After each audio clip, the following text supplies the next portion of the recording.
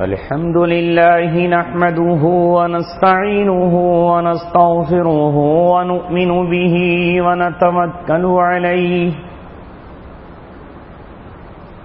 ونعوذ بالله من شرور أنفسنا ومن سيئات أعمالنا من يهده الله فلا مضل له ومن يضلله فلا هادي له ونشهد أن لا إله إلا الله وحده لا شريك له ونشهد أن سيدنا وسندنا وشفيعنا وحبيبنا وطبيبنا محمدا عبده ورسوله أرسله بالحق بشيرا ونذيرا وداعيا إلى الله بإذنه وسراجا منيرا وصلى الله عليه وسلم تسليما كثيرا كثيرا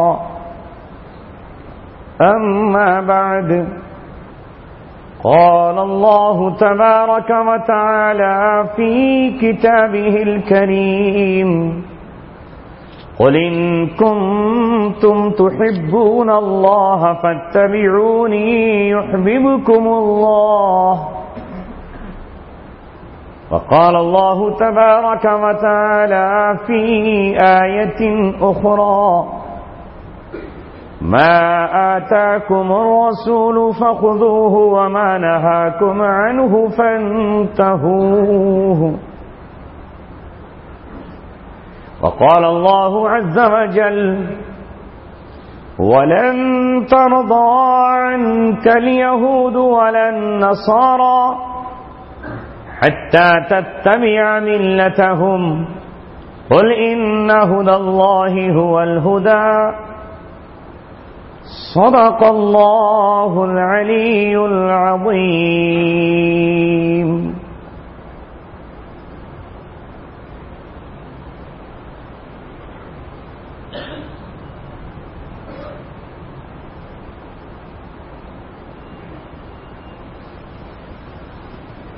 محمد کی محبت دین حق کی شرط اول ہے. محمد کی محبت دین حق کی شرط اول ہے. اسی میں ہے کمی تو سب کچھ نامکمل ہے. کی محمد سے وفا تو نے تو ہم تیرے ہیں. یہ جہاں چیز ہے کیا لوح و قلم تیرے. الہی تیرے سادہ لو بندے کدھر جائیں. الہی تیرے سادہ لو بندے کدھر جائیں کہ سلطانی بھی عیاری ہے درویشی بھی عیاری. اپنے بھی خفا مجھ سے ہیں بیگانے بھی ناخوش.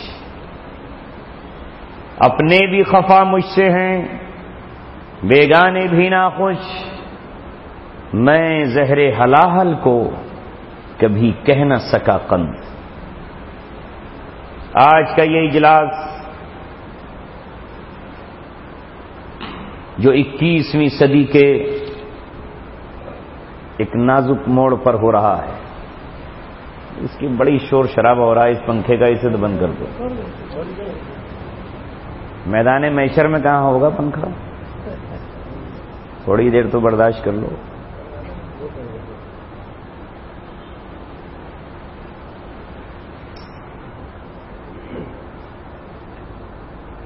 ہوا کھانا اتنا ضروری نہیں ہے، دینی گفتگو سننا ضروری ہے.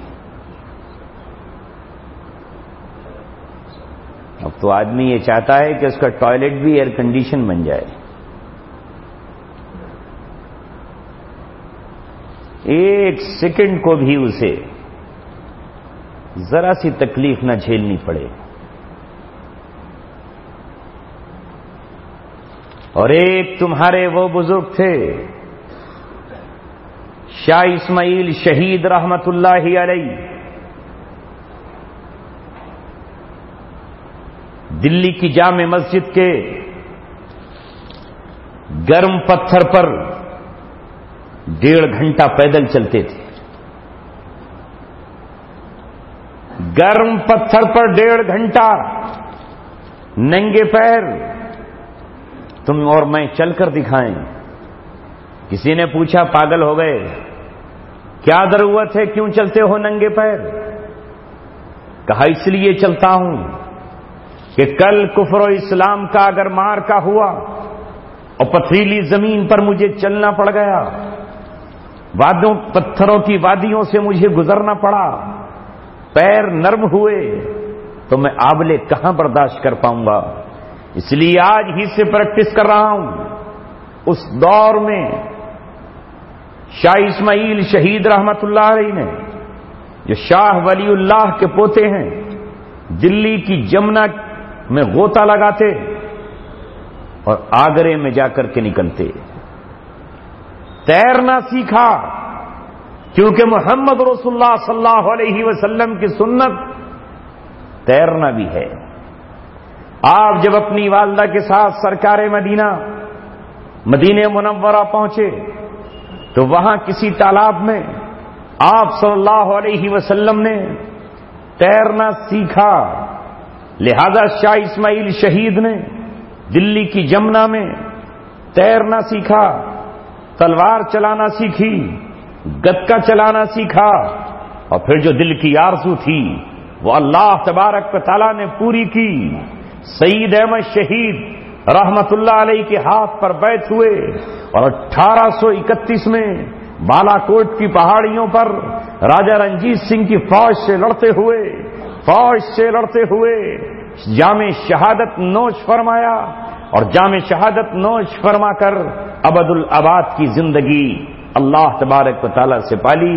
یہ ان کے جذبے تھے، اور ہم تو یہ چاہتے ہیں کہ ہمارے پیروں میں بھی مہندیاں لگا دی جائیں تاکہ کمرے سے باہر نہ نکلیں.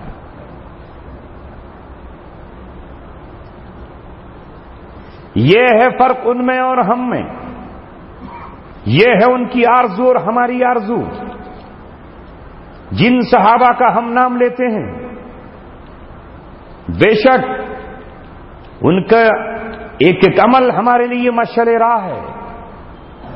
یہاں دھولکا والے سفر کر کے آئے ہیں، یہاں ورمگام سے لوگ آئے ہیں. میں نے دھولکا میں پرسوں تقریر میں کہا تھا کہ سلمہ بن اکوا اس صحابی کا نام ہے جو اتنی تیز دوڑا کرتے تھے کہ گھڑ سوار ان کو پکڑ نہیں سکتا تھا. وہ گھڑ سوار کے ہاتھ میں ہاتھ مار کر دوڑ لگاتے اور اتنی تیز دوڑتے کہ گھڑ سوار سلمہ بن اکوا کو پکڑ نہیں سکتا.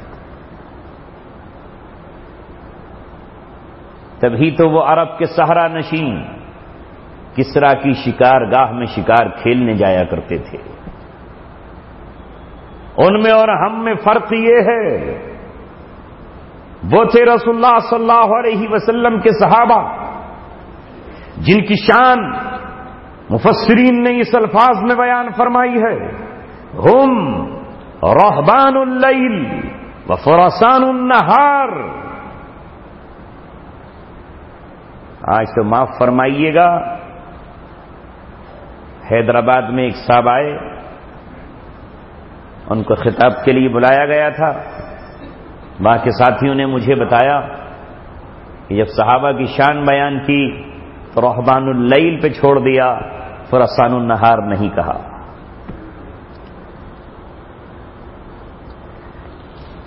دل میں خوف کا عالم یہ ہے کہ ہم صحابہ کی شان بیان کرتے ہوئے آج مسجد کی چہار دیواری میں گھبرا رہے ہیں. رہبان اللیل کا مطلب یہ ہے کہ رات کو تہجد پڑھنے والے، قیام کرنے والے، اللہ کے سامنے کھڑے ہو جانے والے، وہ رات کے راہب تھے. رہب کے معنی آتے ہیں ڈر جانے کے، رہب کے معنی خوف کے آتے ہیں. وہ جب مصلے پر کھڑے ہوتے تو رات کو اللہ تبارک و تعالیٰ کے سامنے روتے ہوئے ان کی رات گزرتی. کبھی مصلی بھیگ جاتا تو کبھی دامن تر ہو جاتا تو کبھی آستین گیلی ہو جاتی. یعنی وہ نماز تہجد میں اٹھ جاتے تھے، لیکن نماز فجر کے بعد وہ سونے والے نہ تھے. نماز فجر فجر کے بعد اپنے استول سے گھوڑا نکالتے، اپنی تلوار اپنی نیام میں رکھتے اور گھڑ سواری پر زین کستے ہوئے چھلانگ لگا کر گھوڑے پہ چڑھ جاتے. اور فرسان النہار، فرس گھوڑے کو کہتے ہیں، فرسان گھڑ سوار کو کہتے ہیں. وہ جب دن آتا تو پھر ان کا گھوڑا کبھی صحرا میں دوڑ رہا ہوتا اور کبھی ان کا گھوڑا پتھر کی وادیوں پر چنگاریاں اڑا رہا ہوتا. اور اللہ تبارک و تعالی عرش اعظم پر ان کے گھوڑے کی ٹاپوں کی قسمیں کھا رہا ہوتا، جو قرآن کی آیت بن گئی ہے، وَالْعَادِيَاتِ ضَبْحًا فَالْمُورِيَاتِ قَدْحًا فَالْمُغِيرَاتِ صُبْحًا. یہ صبح کے وقت نکلتے ہیں تو مغیرات، اب یہ اپنے دشمن کو تباہ کرتے ہوئے نکل جاتے ہیں. فَبَسَّطْنَ بِهِ جَمْعًا، یہ صفوں کے اندر گھس جایا کرتے ہیں. اور کبھی ان کا گھوڑا سمندر کے اندر تیر رہا ہوتا تھا، جسے علامہ اقبال نے کہا ٹل نہ سکتے تھے اگر جنگ میں اڑ جاتے تھے، پاؤں شیروں کے بھی میدان سے اکھڑ جاتے تھے، تجھ سے سرکش ہوا کوئی تو بگڑ جاتے تھے. تیغ چیز ہے کیا، توپ سے بھی لڑ جاتے تھے. دست تو دست ہے، دریا بھی نہ چھوڑے ہم نے، بحر ظلمات میں دوڑا دیے گھوڑے ہم نے.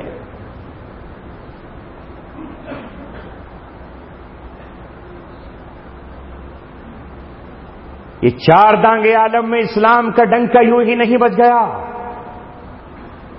اگر وہ مدینہ کی چہار دیواری میں بیٹھ کے رہ جاتے، اگر وہ سفر ایران کا نہ کرتے، اگر وہ روم کی طرف اپنے قافلوں کو رواں دواں نہ کرتے، اگر وہ افریقہ کی طرف عقبہ بن نافع کی قیادت میں نہ جاتے، اگر وہ طالب بن زیاد کی عمارت میں اسپین کی طرف نہ جاتے، اگر وہ محمد بن قاسم کی شکل میں سندھ کی سرزمین پر نہ آتے، اگر وہ محمود غزنوی بن کر سومنات کو فتح نہ کرتے، اگر وہ احمد شاہ ابدالی بن کر پانی پت کے میدان میں مقابلہ آرا نہ ہوتے، تو آج میں اور آپ گھنٹیاں بجا رہے ہوتے، گلے میں زنار ہوتے، ماتھے پر تسکا ہوتا اور صبح کو ناریل توڑ رہے ہوتے.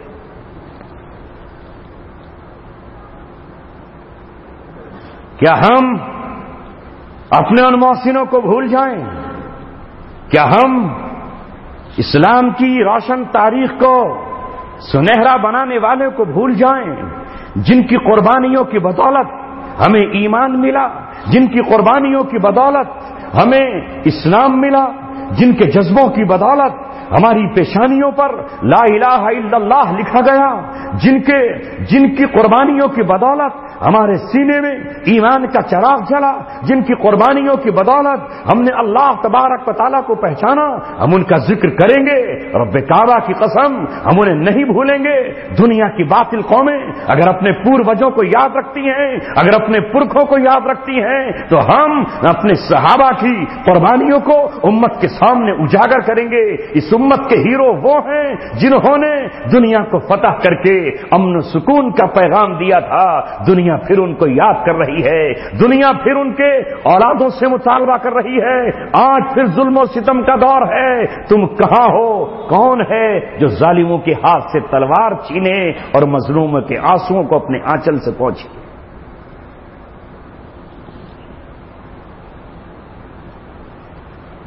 میرے دوستو اور عزیزو،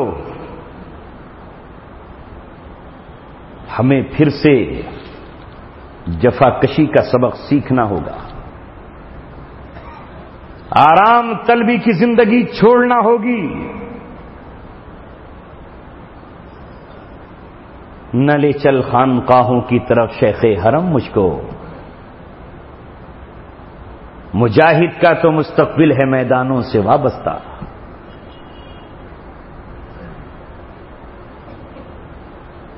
ہمیں پھر دوبارہ اپنی فتح کے پرچم لہرانے ہوں گے. ہمیں پھر سے سورہ فتح کو پڑھنا ہوگا. ہمیں پھر سے اس امت کو بتانا ہوگا کہ سورہ محمد صلی اللہ علیہ وسلم جس سورت کا نام ہے، اس سورت کا ایک نام سورہ محمد بھی ہے، اور اس کا دوسرا نام کیا ہے؟ سورہ محمد کا دوسرا نام کیا ہے؟ کوئی بتا سکتا ہے؟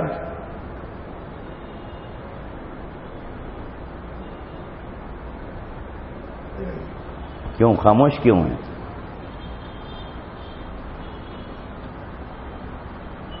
اب جا کے پوچھنا اپنے امام صاحب سے، مجھے سورہ محمد کا دوسرا نام بتاؤ۔ کیا ہے سورہ محمد کا دوسرا نام؟ بتایا نہیں گیا آپ کو،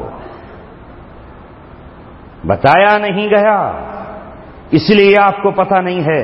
ورنہ میں ابھی پوچھوں کہ وضو میں کتنے فرض ہیں تو آپ بتا دیں گے مولانا صاحب مذاق اڑا رہے ہو ہمارا، ارے 4 فرض ہے نہیں وضو میں، یہ بھی کوئی پوچھنے کی بات ہے؟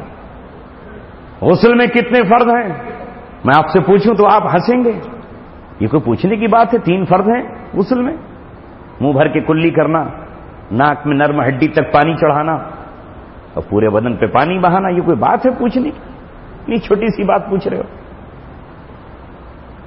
میں آج آپ کو بتاتا ہوں، علماء کی موجودگی میں کہہ رہا ہوں، سورہ محمد کا نام جو اللہ نے اپنے نبی کے نام سے سورت اتاری ہے، اس سورت کا نام سورہ قتال ہے۔ اس سورت کا نام سورہ قتال ہے، لیکن اس سورت کا نام سورہ قتال ہوتے ہوئے محمد رسول اللہ کے رحمت دو عالم ہونے پر کوئی فرق نہیں پڑتا، کوئی فرق نہیں پڑتا۔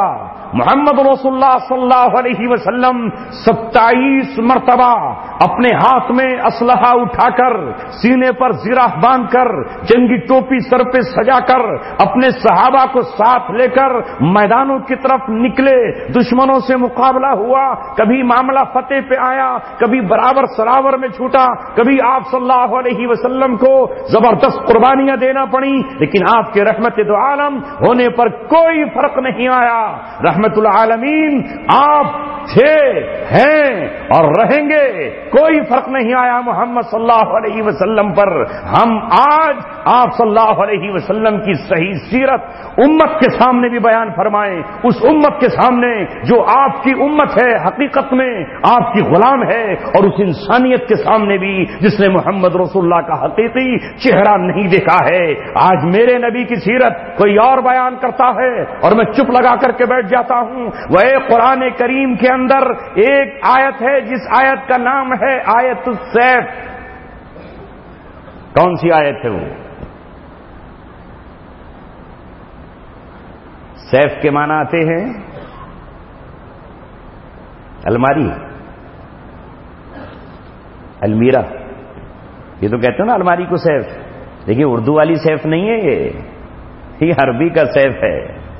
سیف اللہ، خالد بن ولید رضی اللہ تعالیٰ عنہ کا لقب ہے سیف اللہ، نام ہے ان کا خالد، باپ کا نام ہے ولید، دادا کا نام ہے مغیرہ، لیکن خالد بن ولید کو جو لقب ملا، یہ لقب کس نے دیا؟ یہ لقب اللہ تبارک و تعالیٰ نے دیا، یہ لقب فرشتوں نے انہیں دیا، یہ گولڈ میڈل انہیں عیسائیوں نے نہیں دیا، یہودیوں نے نہیں دیا، یہ لقب ملا دربار رسالت سے، یہ دربار رسالت کے پاس آیا اللہ تبارک و تعالیٰ کی طرف سے، اور خالد کا لقب کیا کہلایا؟ سیف اللہ، اور سیف اللہ کے معنی ہیں اللہ کی تلوار۔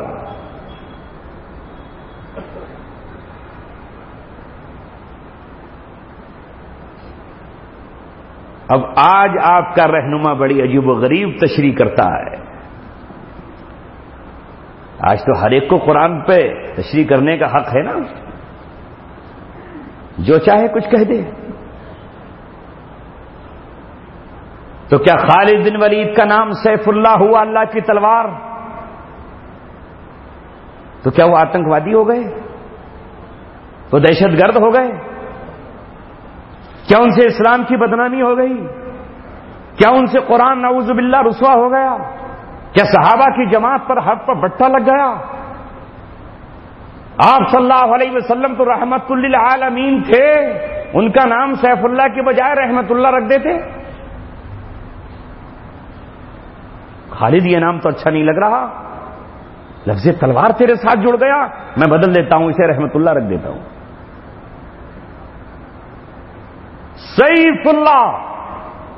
تو جس طرح خالد بن ولید کا نام سیف اللہ ہے، اسی طرح قرآن کریم کے اندر ایک آیت ہے آیت السیف، جسے تلوار کی آیت کہا جاتا ہے، مگر وہ آپ کو معلوم نہیں ہوگی، کیونکہ آپ کو تو ایک ہی آیت پڑھ کر سنائی گئی ہے، وَمَا أَرْسَلْنَاكَ إِلَّا رَحْمَةً لِّلْعَالَمِينَ. بے شک یہ آیت ہے، لیکن جس طرح کسی مریض کا ڈاکٹر آپریشن کرے تو ڈاکٹر کو آپ ظالم و جلاد کہتے ہیں؟ نہیں کہتے نا، بلکہ 25,000 روپے اور انعام میں دے کے جاتے ہیں کہ حضرت والا آپ نے رسولی نکال دی. آپ کی بیوی کا پیٹ پھاڑ دے وہ، اور اس کے بعد اس میں ٹانکے لگا کر سیدھے آپ کا 28,000 روپے لے لیجئے، آپ نے میرے بچے کو ڈلیوری کر دی. ظالم کہہ رہے ہیں اسے؟ نہیں. کینسر ہوا کسی حصے میں، ڈاکٹر نے کہا کہ یہ کٹے گا، آپ سائن کرتے ہیں کہ کاٹ دیجئے، آپ میرے محسن ہیں، انعام بھی دوں گا، آپ کو پیسے دوں گا، ہدیہ دوں گا. سیپٹک ہوا، جسم کا اعضا کاٹ دیا گیا. دنیا کا کوئی دھرم، کوئی دین، کوئی دانشمند اس ڈاکٹر کو جلاد نہیں کہتا، اس ڈاکٹر کو قاتل نہیں کہتا، اس ڈاکٹر کے خلاف 307 کا مقدمہ نہیں چلتا، اس کے خلاف 324 کی FIR نہیں ہوتی، کیونکہ اس نے غلط پھوڑے کو جو پورے جسم میں کینسر بنا سکتا تھا یا پورے جسم کو خراب کر سکتا تھا اسے باہر نکالا ہے. لہذا وہ زہریلے پھوڑے جو دعوت کی زبان نہ سمجھیں، جو صلح کی زبان نہ سمجھیں، جو امن کا پیغام نہ سمجھیں، جو اسلام کی چوکھٹ پہ سر نہ جھکائیں اور تیر و تلوار لے کر الٹ کھڑے ہوں، اسلام کہتا ہے کہ ان کا آپریشن کر دو، جیسے محمد رسول اللہ نے بدر میں آپریشن کیا، جس طرح احد میں کیا گیا، جس طرح احزاب میں کیا گیا، جس طرح غزوہ خندق میں کیا گیا، اور جس طرح بنو قریظہ کا کیا گیا. تب بھی تم ڈاکٹر کہلاؤ گے اور پوری انسانیت تمہیں محسن اپنا مانے گی. ہم کہتے نہیں، یہ تو اسلام میں ہے ہی نہیں، یہ پتہ نہیں کون سا اسلام لے کر آیا ہے، میڈ ان امریکہ ہے یا میڈ ان جاپان. اسلام وہ ہے ما جاء بہ الرسول، جسے رسول صلی اللہ علیہ وسلم لے کر آئے ہیں. آؤ میں آپ کو بتاتا ہوں آیت سیف کیا ہے. سن 9 ہجری میں جب ابوبکر صدیق رضی اللہ تعالیٰ عنہ امیر الحج بن کر گئے، سن 9 ہجری میں امیر الحج بن کر گئے، اللہ تعالیٰ نے سورہ براءت اتار دی، جس کا نام سورہ توبہ بھی ہے. 2 نام ہیں اس کے بھی، سورہ توبہ، سورہ براءت. اس سے پہلے ہے سورہ انفال. اب انفال کیا ہے؟ انفال کے معنی کیا ہے؟ آپ کہو گے نفل سے بنا انفال، مغرب کی 6 رکعتیں نفل، یہی تو ہے انفال. یہاں نفل کے معنی میں تو ہے، لیکن مفسرین سے پوچھو یہاں انفال سے متعلق کیا ہے؟ مال غنیمت. اور مال غنیمت کسے کہتے ہیں؟ مال غنیمت کسے کہتے ہیں؟ یہ کون بتائے گا؟ یہ قرآن بتائے گا، یہ نبی کی سیرت بتائے گی، یہ مفسرین کا قلم بتائے گا. یہ بتائیں گے ابن کثیر، یہ بتائیں گے ابن جریر، یہ بتائیں گے قرطبی، یہ بتائیں گے صحابہ، یہ بتائیں گے مولانا اشرف علی تھانوی بیان القرآن میں، یہ بتائیں گے مولانا مفتی محمد شفیع معرف القرآن میں، یہ بتائیں گے آپ کو عبد الماجد دریابادی تفسیر ماجدی میں. یہ پتہ چلے گا آپ کو جب آپ قرآن کی تفسیر پڑھیں گے، یہ آپ کو پتہ چلے گا جب آپ بیضاوی پڑھیں گے، جب آپ قرآن کی تفسیر پڑھیں گے. یہ بتائیں گے امام رازی، یہ بتائے گا آپ کو تفسیر کشاف میں زمخشری. آپ کہو گے یہ بتائے گا مجھے اسد الدین اویسی، کیونکہ رہبر تو آپ کا وہ ہے نا، وہ آپ کو بتائے گا کہ نفل کسے کہتے ہیں. یسألونک عن الانفال، وہ آپ سے مال غنیمت کے بارے میں پوچھتے ہیں. پہلا مال غنیمت آیا بدر میں، اونٹ 70 جو لوگ قتل ہوئے تھے ان کے ہتھیار بھی ملے، جو قتل ہوئے تھے ان کے گھوڑے بھی ملے، جو قتل ہوئے تھے ان کی تلواریں ملی، ان کے نیزے ملے، ان کے برچھے ملے، اور جو گرفتار کیے گئے تھے ان کا مال ملا.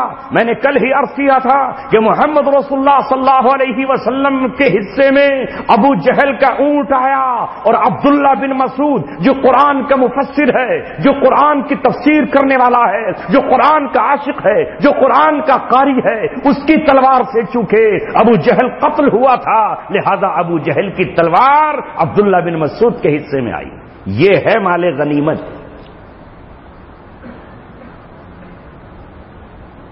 اب وہ کہتا ہے کہ لوگوں میرے شہر میں آ کر کے ذرا فری ٹیوشن پڑھا دو. یہ ٹیوشن پڑھانا فری جہاد ہے. تو میں اس سے کہتا ہوں کہ تو میرے بیٹے کو آ کر کے ٹیوشن پڑھا دے، تو بھی تو بریسٹر ہے، آ جا دلی میں میرے بیٹے کو ٹیوشن پڑھا دے، مجھے پڑھا دے انگریزی، مجھے نہیں آتی انگریزی، جہاد کرا کے ہے تیار. کہتا ہے ٹیوشن پڑھانا یہ بھی جہاد ہے. رسول اللہ صلی اللہ علیہ وسلم 1450 برس پہلے بتا گئے ہیں کہ نماز یہ ہے، تو جو میرے آقا نے نماز بتائی ہے وہی نماز رہے گی، چاہے پاکستان میں کوئی ذکری فرقہ کتنا ہی کیوں نہ آگے بڑھ جائے اور یہ کہے کہ نماز وہ نہیں ہوتی جس میں سجدہ ہوتا ہے، نماز وہ نہیں ہوتی جس میں رکوع ہوتا ہے، بلکہ وہ فرقہ کہتا ہے اقم الصلاۃ لذکری، نماز قائم کرو میرے ذکر کے لیے، لہذا الا اللہ اور اللہ کی صدا لگانا بھی نماز ہے. یہ فرقہ پاکستان میں ہے ذکریوں کا. کیا کہتا ہے؟ اقیم الصلاۃ لذکری، قرآن کہتا ہے نماز کرو، نماز قائم کرو میرے ذکر کے لیے، تو میں اللہ اللہ کہتا رہا ہوں، ذکر کے لیے نماز قائم ہوئی ہے لہذا نماز پڑھ لی میں نے. دیوبند کا ایک شاعر انور صابری کبھی نماز نہیں پڑھی، کبھی نماز نہیں پڑھی اس نے. دیوبند کے عالم دین کا انتقال ہوا، ان سے عقیدت رکھتا تھا، تو ان کی نماز جنازہ پڑھنے کے لیے آیا.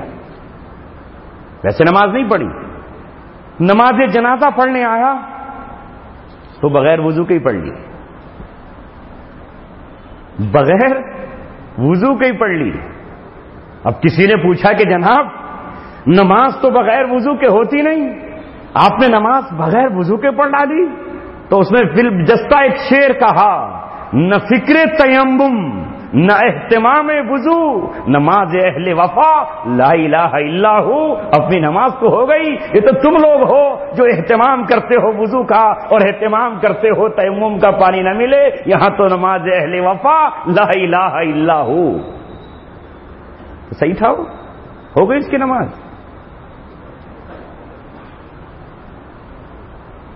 آج ظلم ہو رہا ہے اسلامی شریعت کے ساتھ. کوئی یہ کہے کہ میاں روزے کے معنی کتب علیکم الصیام، روزے کے معنی تو رکنے کے ہیں. میں تو صبح سے رکا ہوا ہوں، دست آ گئے تھے، ڈاکٹر صاحب نے کھانے پینے کو منع کر دیا، روزہ ہے آج میرا، تو روزے دار ہو جائے گا. یہ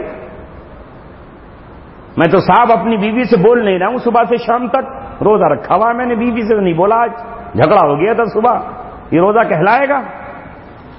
جس طرح اسلام کا نظام صلاۃ ہے، نظام زکوٰۃ ہے، جس طرح اسلام کا نظام حج ہے، اس لیے حج کے معنی آتے ہیں ارادہ کرنے کے. تو خالی یہاں بیٹھے بیٹھے ارادہ کرنے سے حاجی ہو گئے صاحب آپ؟ یہ بیٹھا ہوا تشریح کر رہا ہے کہ نہیں یہ اسلام میں نہیں ہے. ارے اسلام رسول اللہ صلی اللہ علیہ وسلم نے جو بتایا ہے وہ اسلام ہے. تو کیا ساری دنیا کا کوئی ظالم اور جلاد کتنا ہی بڑا طاقتور بادشاہ کیوں نہ آ جائے، وہ اسلام کے اس فریضے کو نہیں بدل سکتا۔ محمد رسول اللہ کہہ گئے ہیں الجہاد مادن منذ بعثنی، جہاد جاری رہے گا جب سے اللہ نے مجھے بھیجا ہے، الی یوم القیامہ، قیامت تک جاری رہے گا۔ لا یبطلہ جور جائر، کسی ظالم کا ظلم اسے باطل قرار نہیں دے سکتا، ولا عدل عادل، اور اگر کوئی انصاف پسند بادشاہ آ جائے اور وہ یہ کہے کہ پوری دنیا میں امن ہو گیا ہے، اب جہاد کو میں ختم کرتا ہوں، تو وہ ختم نہیں کر سکتا ہے، نہ ظلم سے ختم ہوگا، نہ امن و امان سے ختم ہوگا، یہ قیامت تک جاری رہے گا۔ آپ صلی اللہ علیہ وسلم پر جب اللہ تبارک و تعالیٰ نے جہاد کو فرض کیا، بتا رہا ہوں آپ کو، اللہ تبارک و تعالیٰ جانتا تھا کہ لوگ اس میں چوری کریں گے، اللہ جانتا تھا مکار اٹھ کھڑے ہوں گے، اللہ تبارک و تعالیٰ کو معلوم تھا کہ ملحدین کھڑے ہو جائیں گے، محرفین کھڑے ہو جائیں گے، اس لیے جب روزے کی فرضیت کا مرحلہ آیا تو اللہ نے کہا کتب علیکم الصیام، اور جب جہاد کی فرضیت کا مرحلہ آیا تو اللہ نے کتب علیکم الجہاد نہیں کہا بلکہ کتب علیکم القتال کہا۔ تو قتال کے معنی ٹیوشن پڑھانا ہے نا، جھاڑو لگانا ہے سڑک پہ، سوچھ بھارت کا ابھیان چلانا، یہ بھی جہاد ہے۔ لوگ کہتے ہیں سوچھ بھارت کا ابھیان چلانا، یہ بھی تو جہاد ہے۔ ارے یہ وہ کیسے ہو سکتا ہے؟ نہیں ہو سکتا۔ جس طرح روزہ وہ ہے جو میرے نبی نے بتایا، زکوٰۃ وہ ہے جو میرے نبی نے بتائی، حج وہ ہے جس کا طریقہ میرے نبی نے بتایا۔ آپ کی آمد سے پہلے بھی حج ہوتا تھا، لیکن اب حج وہ ہے جو محمد رسول اللہ نے بتایا۔ آج سے پہلے بھی حج ہوتا تھا محمد رسول اللہ سے پہلے۔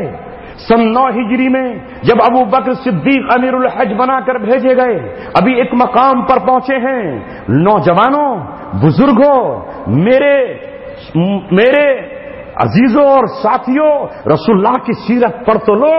60-70 سالہ زندگی میں یہ کیوں آرزو نہیں کرتے کہ ایک کتاب نبی کی سیرت کی پڑھ لوں، میں خود اپنے آنکھوں سے پڑھ لوں؟ تم رسالے پڑھ ڈالتے ہو، روزانہ اخبار کی سرخیوں کو چاٹ جاتے ہو، تم اخبار اور ٹیلی ویژن کی خبروں کے بغیر زندہ نہیں رہ سکتے ہو۔ کبھی سوچا کہ پوری زندگی میں ایک مرتبہ رسول اللہ کی سیرت کی کوئی کتاب پڑھ لوں؟ سن 9 ہجری میں ابوبکر صدیق روانہ کیے گئے، ابھی ایک مقام پر پہنچے ہیں کہ پیچھے سے حضرت علی آ گئے۔ حضرت علی رضی اللہ تعالیٰ عنہ کو جب آئے تو حضرت ابوبکر صدیق نے پوچھا کہ آپ کیوں آئے؟ کیا مجھے برطرف کر دیا رسول اللہ نے؟ آپ کو امیر حج بنایا ہے؟ کہا نہیں، مجھے کچھ اعلانات کرنے کے لیے بھیجا ہے۔ امیر حج آپ ہیں۔ آپ کے آنے کے بعد اللہ تبارک و تعالیٰ نے سورہ برات اور سورہ توبہ کی آیتوں کو نازل فرمایا ہے۔ برات کے معنی ہے اب مشرکین سے اعلان برات کرو، جو معاہدے تھے وہ ختم، آئندہ کوئی معاہدہ نہیں ہوگا، معاہدے توڑ دیے گئے، صرف وہ معاہدے پورے کیے جائیں گے جو مقررہ مدت کے لیے ہیں اور معاہدہ کرنے والوں نے کوئی خلاف ورزی نہیں کی ہے، تمہارے دشمنوں سے ہاتھ بھی نہیں ملایا ہے، بس وہ پورے کیے جائیں گے۔ لہذا مینا کے مقام پر حضرت علی رضی اللہ تعالیٰ عنہ نے پہلا اعلان تو یہ کیا، سنو، کیونکہ اس حج میں سب شریک تھے، مسلمان بھی اور کافر بھی۔ ابھی تک ان کے داخلے پہ پابندی نہیں لگی تھی، مسلمان بھی اور کافر دونوں شریک تھے۔ ابھی تک کچھ لوگ کپڑے پہن کر طواف کر رہے تھے اور کچھ ننگے بدن طواف کر رہے تھے۔ حکم آ گیا، حضرت علی نے پہلا حکم پڑھ کر سنایا، کوئی کافر جنت میں داخل نہیں ہوگا۔ اب یہاں تو کافر کو کافر کہتے ہوئے ڈر رہا ہے، ڈر رہا ہے کہ نہیں؟ کہہ رہا نہیں نہیں نہیں نہیں، تم اور ہم سب ایک ہی ہیں، تم بھی ہمارے بھائی، ہم تمہارے بھائی۔ ایک کیسے ہیں؟ اگر ایک ہوتے تو اللہ تبارک و تعالیٰ یہ کیوں کہتا کہ کسی مسلمان عورت سے کسی کافر مرد کا نکاح جائز نہیں ہے. اگر ایک ہوتے تو اللہ تبارک و تعالیٰ یہ کیوں کہتا کہ وَلَا عَبْدٌ مُؤْمِنٌ خَيْرٌ مِّن مُشْرِكٍ، ایک غلام بہتر ہے اس مرد سے جو آزاد ہو اور مشرک ہو. وَلَا أَمَةٌ مُؤْمِنَةٌ خَيْرٌ مِّن مُشْرِكَةٍ وَلَوْ أَعْجَبَتْكُمْ، ایک مشرک عورت ہے جو آزاد ہے، جو مالدار ہے، جو حسن و جمال والی ہے، اور ایک باندی ہے، کالی کلوٹی ہے اور اس کے پاس مال نہیں ہے، لیکن وہ تمہارے لیے جائز ہے. کیوں کہتا قرآن اگر وہ سب کے سب برابر ہوتے؟ جائز ہے، مگر ان جمہوریت پسندوں کی نظر میں سب کچھ جائز ہے. ان کیا سب کچھ جائز ہے؟ نہیں ہے جائز. بتا دوں، برا تو نہیں لگے گا. کچھ لوگوں کے نام بتا دوں. یہ تو نہیں کہو گے مسجد میں بیٹھ کے اس کا نام کیوں لے دیا. جناب فاروق عبداللہ صاحب کی بیٹی کس کے گھر میں ہے معلوم ہے؟ سچن پائلٹ کے گھر میں. تو ان کے یہاں تو جائز ہے. سلمان خورشید صاحب کی دونوں بہنیں کس کے گھر میں ہیں؟ کافروں کے. اور ان کے اپنے گھر میں کون ہیں؟ لوئس، عیسائی. اب آپ کہتے ہو یہ تو ہمارا دل ہے، یہ ہماری دھڑکن ہے، یہ ہمارے ترجمان ہیں، یہ ہمارے ہیرو ہیں، یہ ہمارے رہبر ہیں، یہ ہمارے لیے بولتے ہیں، یہ تمہارے رہبر ہیں. اگر اللہ تبارک و تعالیٰ سے پوچھو تو اللہ کی حرام کی ہوئی چیز کو حلال سمجھنے والا، اللہ نے تو کہا حرام. جب آیتیں اتر گئیں تو عمر ابن خطاب رضی اللہ تعالیٰ عنہ کی ایک بیٹی، ایک بیوی کافرہ تھی جو مکہ میں رہتی تھی، اس وہ آپ سے علیحدہ ہو گئی اور اسے طلاق ہو گئی. یہ کہتے ہیں کہ نہیں یہ تو سب کچھ جائز ہے. آپ نئی دنیا اخبار بڑے شوق سے پڑھتے ہو. کیا کہنے ہیں جناب. شاہد، اور وہ بھی صدیقی صاحب کا اخبار ہے. مگر جانتے ہیں آپ شاہد صدیقی صاحب کو؟ بنگلے والی مسجد تو جاتے ہو، 4 قدم اور پوچھ لینا کہ شاہد صاحب کا مکان کہاں ہے. وہیں آگے ایک ایسا مکان ہے جہاں شاہد صاحب کی بیوی کافرہ ہے اور ان کے گھر میں مندر بھی بنا ہوا ہے. اور وہ فخر کرتے ہیں کہ میں ایک ایسا سیکولر مسلمان ہوں جس کی بیوی صبح کو مندر میں جاتی ہے اور میں مسجد میں نماز پڑھنے کے لیے چلا جاتا ہوں، چاہے وہ جائیں کہ نہ جائیں. وہ آپ کی ترجمانی کر رہے ہیں. نئی دنیا کا اخبار وہ دے رہے ہیں ہمیں خبریں. ہمارے مدارس کے علماء کرام جب بات آئی ہے تو کہتا چلوں، ہماری خبروں کا محور و ذریعہ عزیز الہند ہے. کیا کہنے ہیں ڈاکٹر عزیز بردی صاحب کے، اسلام کا ہیرو. ایسا رہنما تو آپ نے دیکھا نہیں. مگر جب سنبل میں اپنی بیٹی کا نکاح کرتے ہیں تو پہلے قاضی جی سے نکاح پڑھواتے ہیں اور اس کے بعد پنڈت جی سے سار پھیرے لگواتے ہیں اور کہتے ہیں میں سیکولر مسلمان ہوں.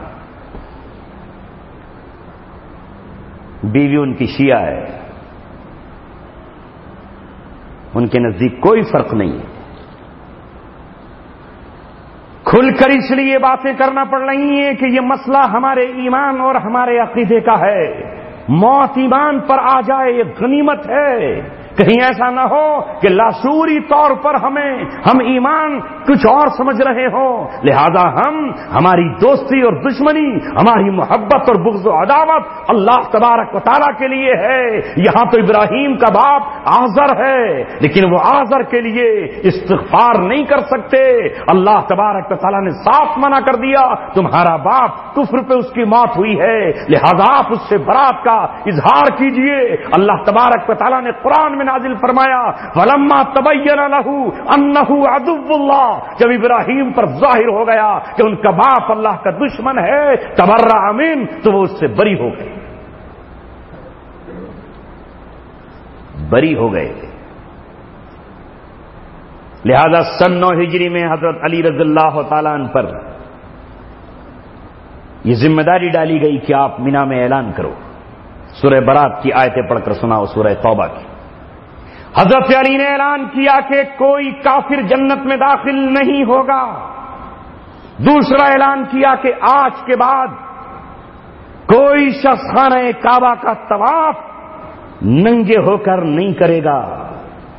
اور تیسرا اعلان کیا قرآن پڑھ کر انما المشرکون نجس فلا یقربوا المسجد الحرام بعد عامهم هذا، آج کے بعد سن لو یہ مشرک نجس ہیں، سراپا گندے اور ناپاک ہیں، یہ حدود حرم کے اندر بھی داخل نہ ہو۔ کعبے کا طواف تو درکنار، صفا مروہ کی دوڑ تو بہت دور، زمزم کے پانی کے پاس تک جانے کیا تو کہاں، یہ حدود حرم کے اندر داخل نہ ہو۔ پورا مکہ حرم ہے، مکہ ہی اپنی زندگی میں نہیں دیکھ سکتے۔ اگر آج کے یہ حضرت والا ہوتے تو کہتے ایسا ظالمانہ قانون لے کر آئے، وہ تو ہمارے ابا کے دوست ہیں ابو جہل، وہ بھی نہیں آئیں گے، ابو لہب ابو سفیان بھی نہیں آئیں گے، وہ تو چچا ہوتے تھے ہمارے، تو خالو ہوتے تھے، ماموں کو بھی آنے کی اجازت نہیں ہوگی۔ دل دھڑک اٹھتے ان کے، اور رسول اللہ کے خلاف بغاوت کر کے ٹولہ بنا لیتے، اور عبداللہ بن ابی کے پاس پہنچتے، کہتے کچھ رائے بتاؤ ذرا کیا کریں، بڑا سخت اسلام لے کر آئے ہیں، ایسا سخت قانون۔ اور پھر حضرت علی نے اعلان کیا، جزیرہ عرب پر رہنے والے اللہ کے دشمنوں سنو، جن سے معاہدے نہیں تھے ان سے اب کوئی معاہدہ نہیں ہوگا، جنہوں نے معاہدوں کو توڑ دیا نیو معاہدے کی تجدید نہیں ہوگی، صرف ان کے معاہدے پورے کیے جائیں گے جن سے وقت مقررہ تک کے تھے اور انہوں نے اس کے خلاف نہیں کی۔ 4 مہینے غور کر لو، 4 مہینے سوچ لو، آج سے لے کے 4 مہینے تمہیں دیے جا رہے ہیں، 4 مہینے آپس میں سر جوڑ کر بیٹھ لو۔ یہ آیت سیف سنانے جا رہا ہوں جس کا نام آیت سیف ہے۔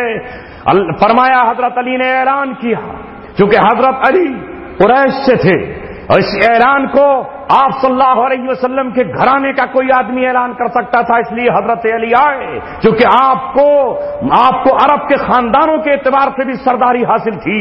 حضرت علی کو بھیجا، اعلان کی آیت پڑھ کر سنائی، سن لو، فَإِذَا انْسَلَخَ الْأَشْهُرُ الْحُرُمُ، جب 4 مہینے گزر جائیں تو اللہ کا حکم ہے جو ایمان میں داخل نہیں ہوگا اسے پکڑا جائے گا۔ فَاقْتُلُوا الْمُشْرِكِينَ حَيْثُ وَجَدتُّمُوهُمْ، لہذا پھر جہاں پکڑو وہاں فَاقْتُلُوا الْمُشْرِكِينَ، ترجمہ خود کر لینا یا کرا لینا، حَيْثُ وَجَدتُّمُوهُمْ، ہاں یہی تو رحمت تھی کہ فوراً تلوار لے کر کے قتل نہیں کیا، 4 مہینے کی مہلت دی، یا تو جزیرہ عرب چھوڑ دو یا اسلام قبول کرو، اما الاسلام و اما السیف، یا تو اسلام یا تلوار، اس لیے اس کو آیت سیف کہا جاتا ہے۔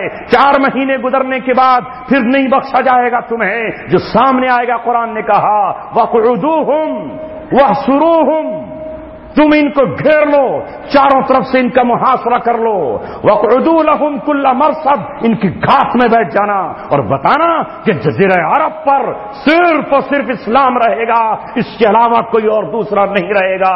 لا يجتمع دینان فی جزیرۃ العرب، جزیرہ عرب میں 2 دین نہیں رہیں گے، ایک ہی دین رہے گا، وہ دین ہوگا صرف اور صرف اسلام۔ اس آیت کو آیت سیف کہتے ہیں، لیکن آج ترجمانی کرنے والے ہزاروں مل گئے اور میڈیا پہ بیٹھ کر کہتا ہے کہ اسلام میں تو اس کا ذکر ہے ہی نہیں۔ اور جو آج جزیرہ عرب سے یہود و نصارہ کو نکالنے کی قسمیں کھائے ہوئے ہیں، جنہوں نے سر سے کفن باندھ لیے ہیں، جنہوں نے اپنے گھروں کو چھوڑ کر اپنے رب کے ہاتھ پہ ہاتھ رکھ کر کہا ہے اے اللہ ہم تجھے کیا منہ دکھائیں گے، ہم محمد رسول اللہ کو قیامت میں کیا منہ دکھائیں گے، ہم حضرت علی سے سفارش کیسے کرا پائیں گے، ہم آپ کے ہاتھوں سے جام کوثر کیسے پی پائیں گے، ہم اپنے ترازو کے وقت آپ سے کیسے نیکیاں مانگیں گے۔ اگر آقا نے پوچھ لیا کہ تمہاری زندگی میں جزیرہ عرب میں یہود و نصارہ موجود تھے، وہ شرابیں پی رہے تھے، وہ زنا کر رہے تھے، ان کی عورتوں کے ننگے بدن سے فرشتے کانپ کپاتے ہوئے دور بھاگ رہے تھے، تم نے انہیں نکالا کیوں نہیں؟ جو لوگ انہیں نکالنے کے لیے کھڑے ہوئے وہ آج ہماری نظروں میں خارجی ان کو قرار دیا جا رہا ہے، انہیں غلط قرار دیا جا رہا ہے، انہیں اسلام کا باغی قرار دیا جا رہا ہے، انہیں اسلام کا دشمن قرار دیا جا رہا ہے۔ کون صحیح ہے کون غلط یہ فیصلہ کرنے والا میں نہیں ہوں، یہ فیصلہ کرنے والا آج کوئی اور انسان نہیں ہے، یہ فیصلہ کرنے والا قرآن، نبی کی حدیث اور صحابہ کرام کا اجماع اور بزرگان دین کا طرز عمل ہے۔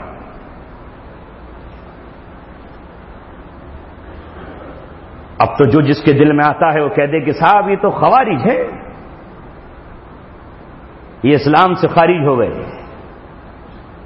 خود کو نہیں سمجھ رہا کہ تو اسلام سے خارج ہو گیا، تو اسلام سے خارج ہو گیا۔ مجھے بتاؤ آپ مسلمانوں، قانون بنانے کا حق کسے ہے؟ احکم الحاکمین کون ہے؟ کون ہے؟ اللہ ہے یا اللہ کے علاوہ کوئی اور قانون بنا سکتا ہے؟ ارے یہ حق تو محمد رسول اللہ کو بھی اللہ تبارک و تعالیٰ نے نہیں دیا۔ قانون بنانے والا اللہ تبارک و تعالیٰ ہے، اس لیے قرآن اللہ تبارک و تعالیٰ کی وہ کتاب ہے جس پر محمد رسول اللہ نے فیصلے کیے ہیں 1450 برس پہلے۔ چور کے چوری ثابت ہو جانے پر، وہ مرد ہو یا عورت ہو، قرآن نے اعلان کر دیا ہے السارق والسارقۃ فاقطعوا ایدیہما جزاء بما کسبا نکالا من اللہ۔ لہذا اس حکم کو ابوبکر صدیق نہیں بدل سکتے، اس حکم کو عمر ابن خطاب نہیں بدل سکتے، اس حکم کو محمد رسول اللہ نہیں بدل سکتے۔ آپ صلی اللہ علیہ وسلم نے اپنے دور میں چور کو یہی سزا دی، چاہے لوگوں نے کچھ کہا ہو۔ لیکن آج اگر کوئی یہ کہتا ہے کہ نہیں مجھے تو یہ حق حاصل ہے کہ میں اس سزا کو بدل دوں اور چور کے لیے کوئی سزا تجویز کروں کہ 3 مہینے جیل میں چلا جائے، 4تھے مہینے ضمانت پہ چھوٹ جائے، یہ کون ہوا؟ یہ اللہ کا پارٹنر نہ ہوا؟ یہی تو قرآن نے کہا ام لہم شرکاء، کیا ان کے پاس کچھ اللہ کے شریک ہیں؟ شرع لہم من الدین ما لم یأذن بہ اللہ، کہ انہوں نے انہیں شریعت گھڑ کے دے دی ہے جس کا اللہ تبارک و تعالیٰ نے حکم نہیں دیا۔ حکم جو قرآن میں آیا وہی چلے گا کہ نہیں؟ ورنہ تو حج ہو رہا تھا ننگے بدن، اب یہ کہیں کہ نہیں صاحب یہ تو میرے دوست ہیں ریڈی صاحب، ریڈی صاحب کو بھی حج کرنے ساتھ لے جاؤں گا، چلا جائے گا؟ کیوں نہیں جائے گا بھائی؟ جمہوریت میں تو کہیں بھی جاؤ، کیا فرق ہے؟ مذہب کو گھر رکھ دو، دین کو گھر چھوڑو اور اس کے بعد ہمارے ساتھ آؤ۔ کیوں نہیں جاتا؟ اس لیے کہ اللہ تبارک و تعالیٰ کا قانون یہی ہے کہ کوئی کافر، کوئی مشرک حدود حرم میں نہیں جائے گا۔ ممنوع الدخول لغیر المسلمین، یہ بورڈ مکہ کے باہر لگے ہوئے ہیں، یہ بورڈ مدینہ کے باہر لگے ہوئے ہیں، مگر وہ کہتا ہے کہ نہیں میں کیوں نہیں جاؤں گا، وہ میں اس کے چرچ میں جا سکتا ہوں، وہ میری مسجد میں آ سکتا ہے، میں اس کے گرودوارے میں جا سکتا ہوں، وہ میرے مندر میں آ سکتا ہے۔ کیا پریشانی ہے؟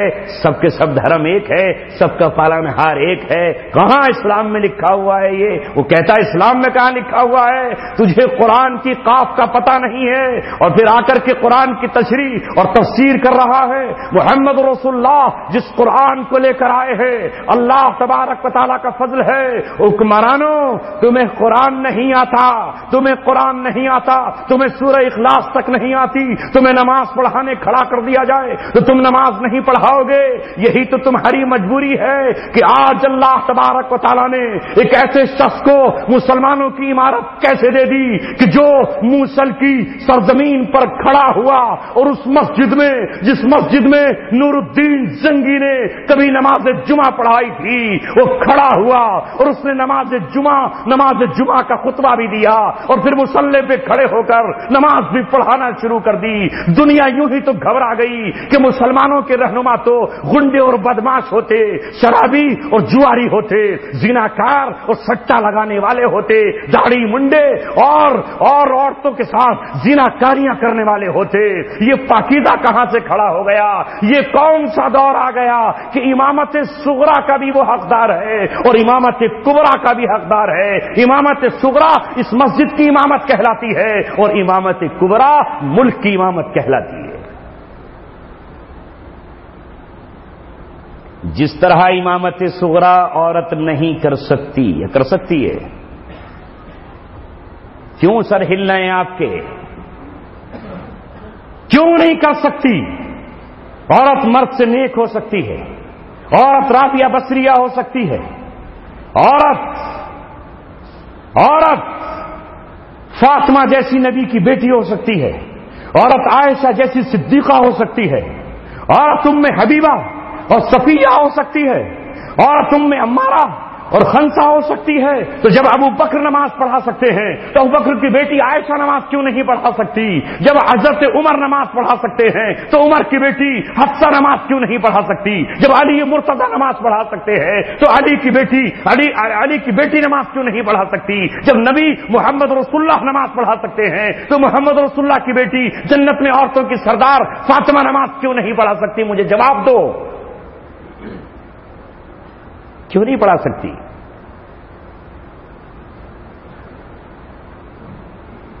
جب بلال اذان دے سکتے ہیں تو سمیہ یا اس جیسی اور صحابی اذان کیوں نہیں دے سکتی؟ آپ کیا کہو گے؟ اسلام کا قانون یہ ہے،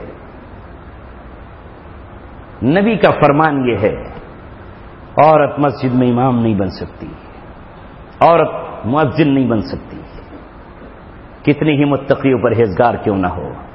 یہی قانون جو مسجد کے لیے ہے، ملک کی حکمرانی کے لیے بھی اسلام کا یہی قانون ہے، کتنی ہی متقی اور تقیہ کیوں نہ ہو، وہ خلیفۃ المسلمین نہیں بن سکتی، وہ ملک کی حکمران نہیں بن سکتی، مگر یہ ڈیموکریسی کو ماننے والا، یہ اپنے ہاتھ اپنے قانون بنانے والا، یہ اپنے قلم سے اللہ اور اس کے رسول کے فیصلوں کو الٹنے والا کہتا ہے کہ نہیں، بے نظیر تو ہو سکتی ہے، اس کی نظیر کہاں دنیا میں؟ وہ تو کہہ سکتا ہے حسینہ واجب تو ہو سکتی ہے، چونکہ حسن و جمال کی بنیاد پر اسے ہم دیکھیں گے رات دن۔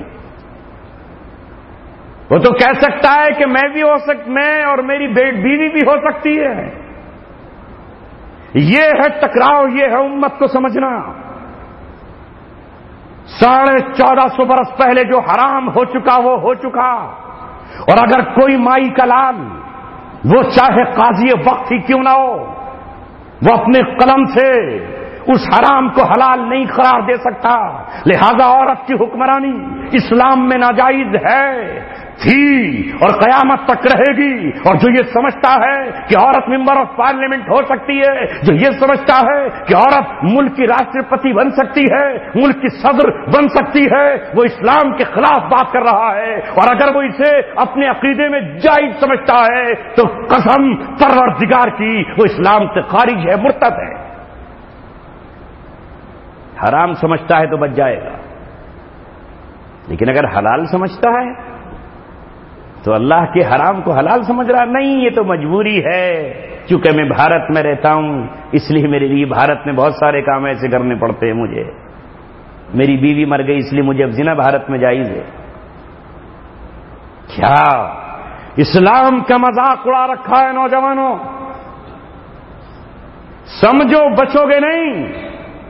اگر یہ سمجھتے ہو کہ نہیں صاحب ہم تو عوام ہیں، ہمیں کیا پتا، فلاں کی بات ہم تو دیکھ رہے ہیں، واٹس ایپ پر آج یہ آ گیا، فیس بک پر میں نے یہ دیکھ لیا، حضرت فلاں کی ویڈیو یوں آ گئی۔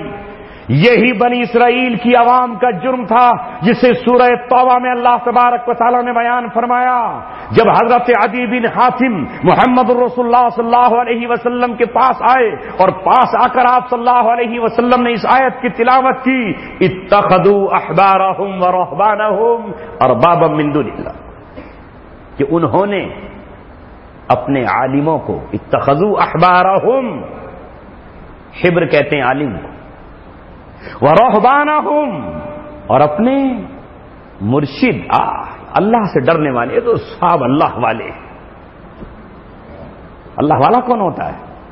آپ اللہ والا کہتے ہیں اسے جو کپڑے اللہ والوں جیسے پہن لے، کپڑوں سے نہیں ہوتا، کپڑوں سے نہیں ہوتا۔ کپڑے تو پھٹے ہوئے ہیں عمر ابن خطاب کے، پیوند لگے ہوئے ہیں، ہاں وہ ہے اللہ والا۔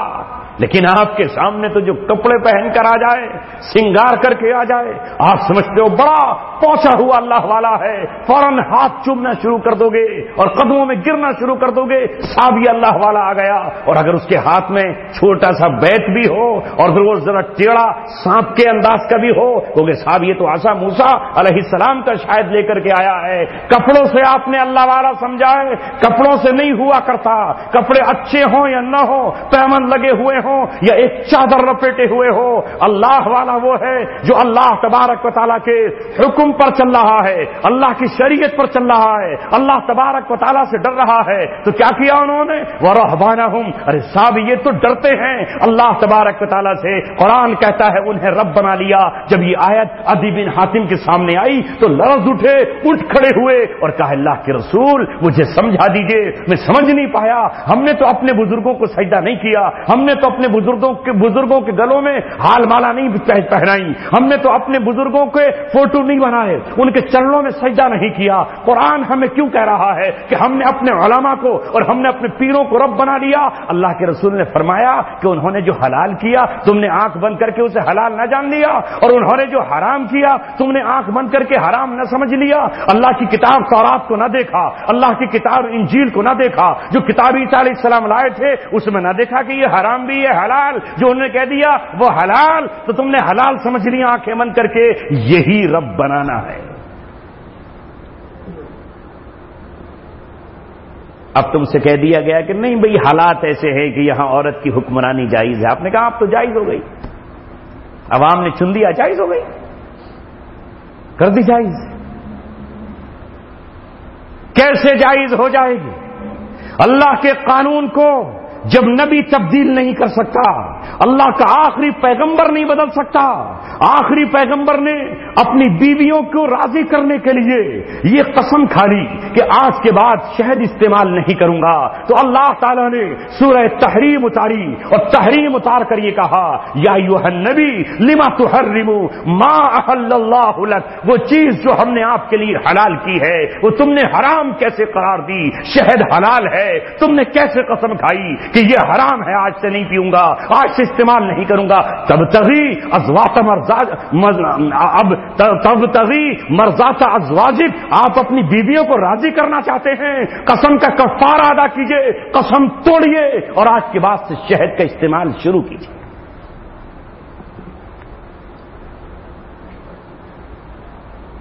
نبی بھی نہیں بدل سکتا، مگر اب 545 میں سے 272 جو چاہے کر سکتے، وہاں 360 تھے، یہاں 545 ہیں۔ یہ 545 میں 272 ایک طرف ہو کر اگر یہ کہیں کہ مرد مرد کے ساتھ زنا کرے، یہ ہمارا قانون اس کی اجازت دیتا ہے، جیسا کہ فرانس میں قانون بنا جسے سملینگکتا کہا جاتا ہے، جسے ہم جنس پرستی کہا جاتا ہے، جسے قوم لوط کا عمل کہا جاتا ہے، تو جائز ہو جائے گا، اس لیے کہ 272 نے ادھر ووٹ دے دیا ہے، باقی کی حیثیت کچھ بھی نہیں ہے۔ یہ آپ کے ملک میں ہونے جا رہا تھا کہ نہیں؟ اگر 2/3 میجورٹی کسی قانون کو بدلنا چاہے تو وہ قانون بدل دے۔ آج کیا کہتے ہو تم کہ اس ملک میں تم اسلام پر چل رہے ہو؟ آج بھی عدالت کا فیصلہ یہ ہے کہ جس عورت کو تم نے طلاق دی ہے اسے جب تک وہ گھر پر رہے گی دوسرا شوہر اسے نہیں مل جاتا، آپ کو اسے پورا خرچہ دینا ہے، جبکہ مسلمانوں کا قانون یہ کہتا ہے کہ طلاق دینے والی عورت کا آپ خرچہ صرف عدت کا اٹھائیں گے، اور آپ ملک کے قانون پہ مجبور ہیں، اگر وہ عدالت میں دعویٰ دائر کر دے تو گھر بیٹھے آپ سے خرچہ لے گی۔ کہاں ہے مسلم پرسنل لا؟ کہاں ہے؟ یہ ہے قانون بنا ہوا ہے۔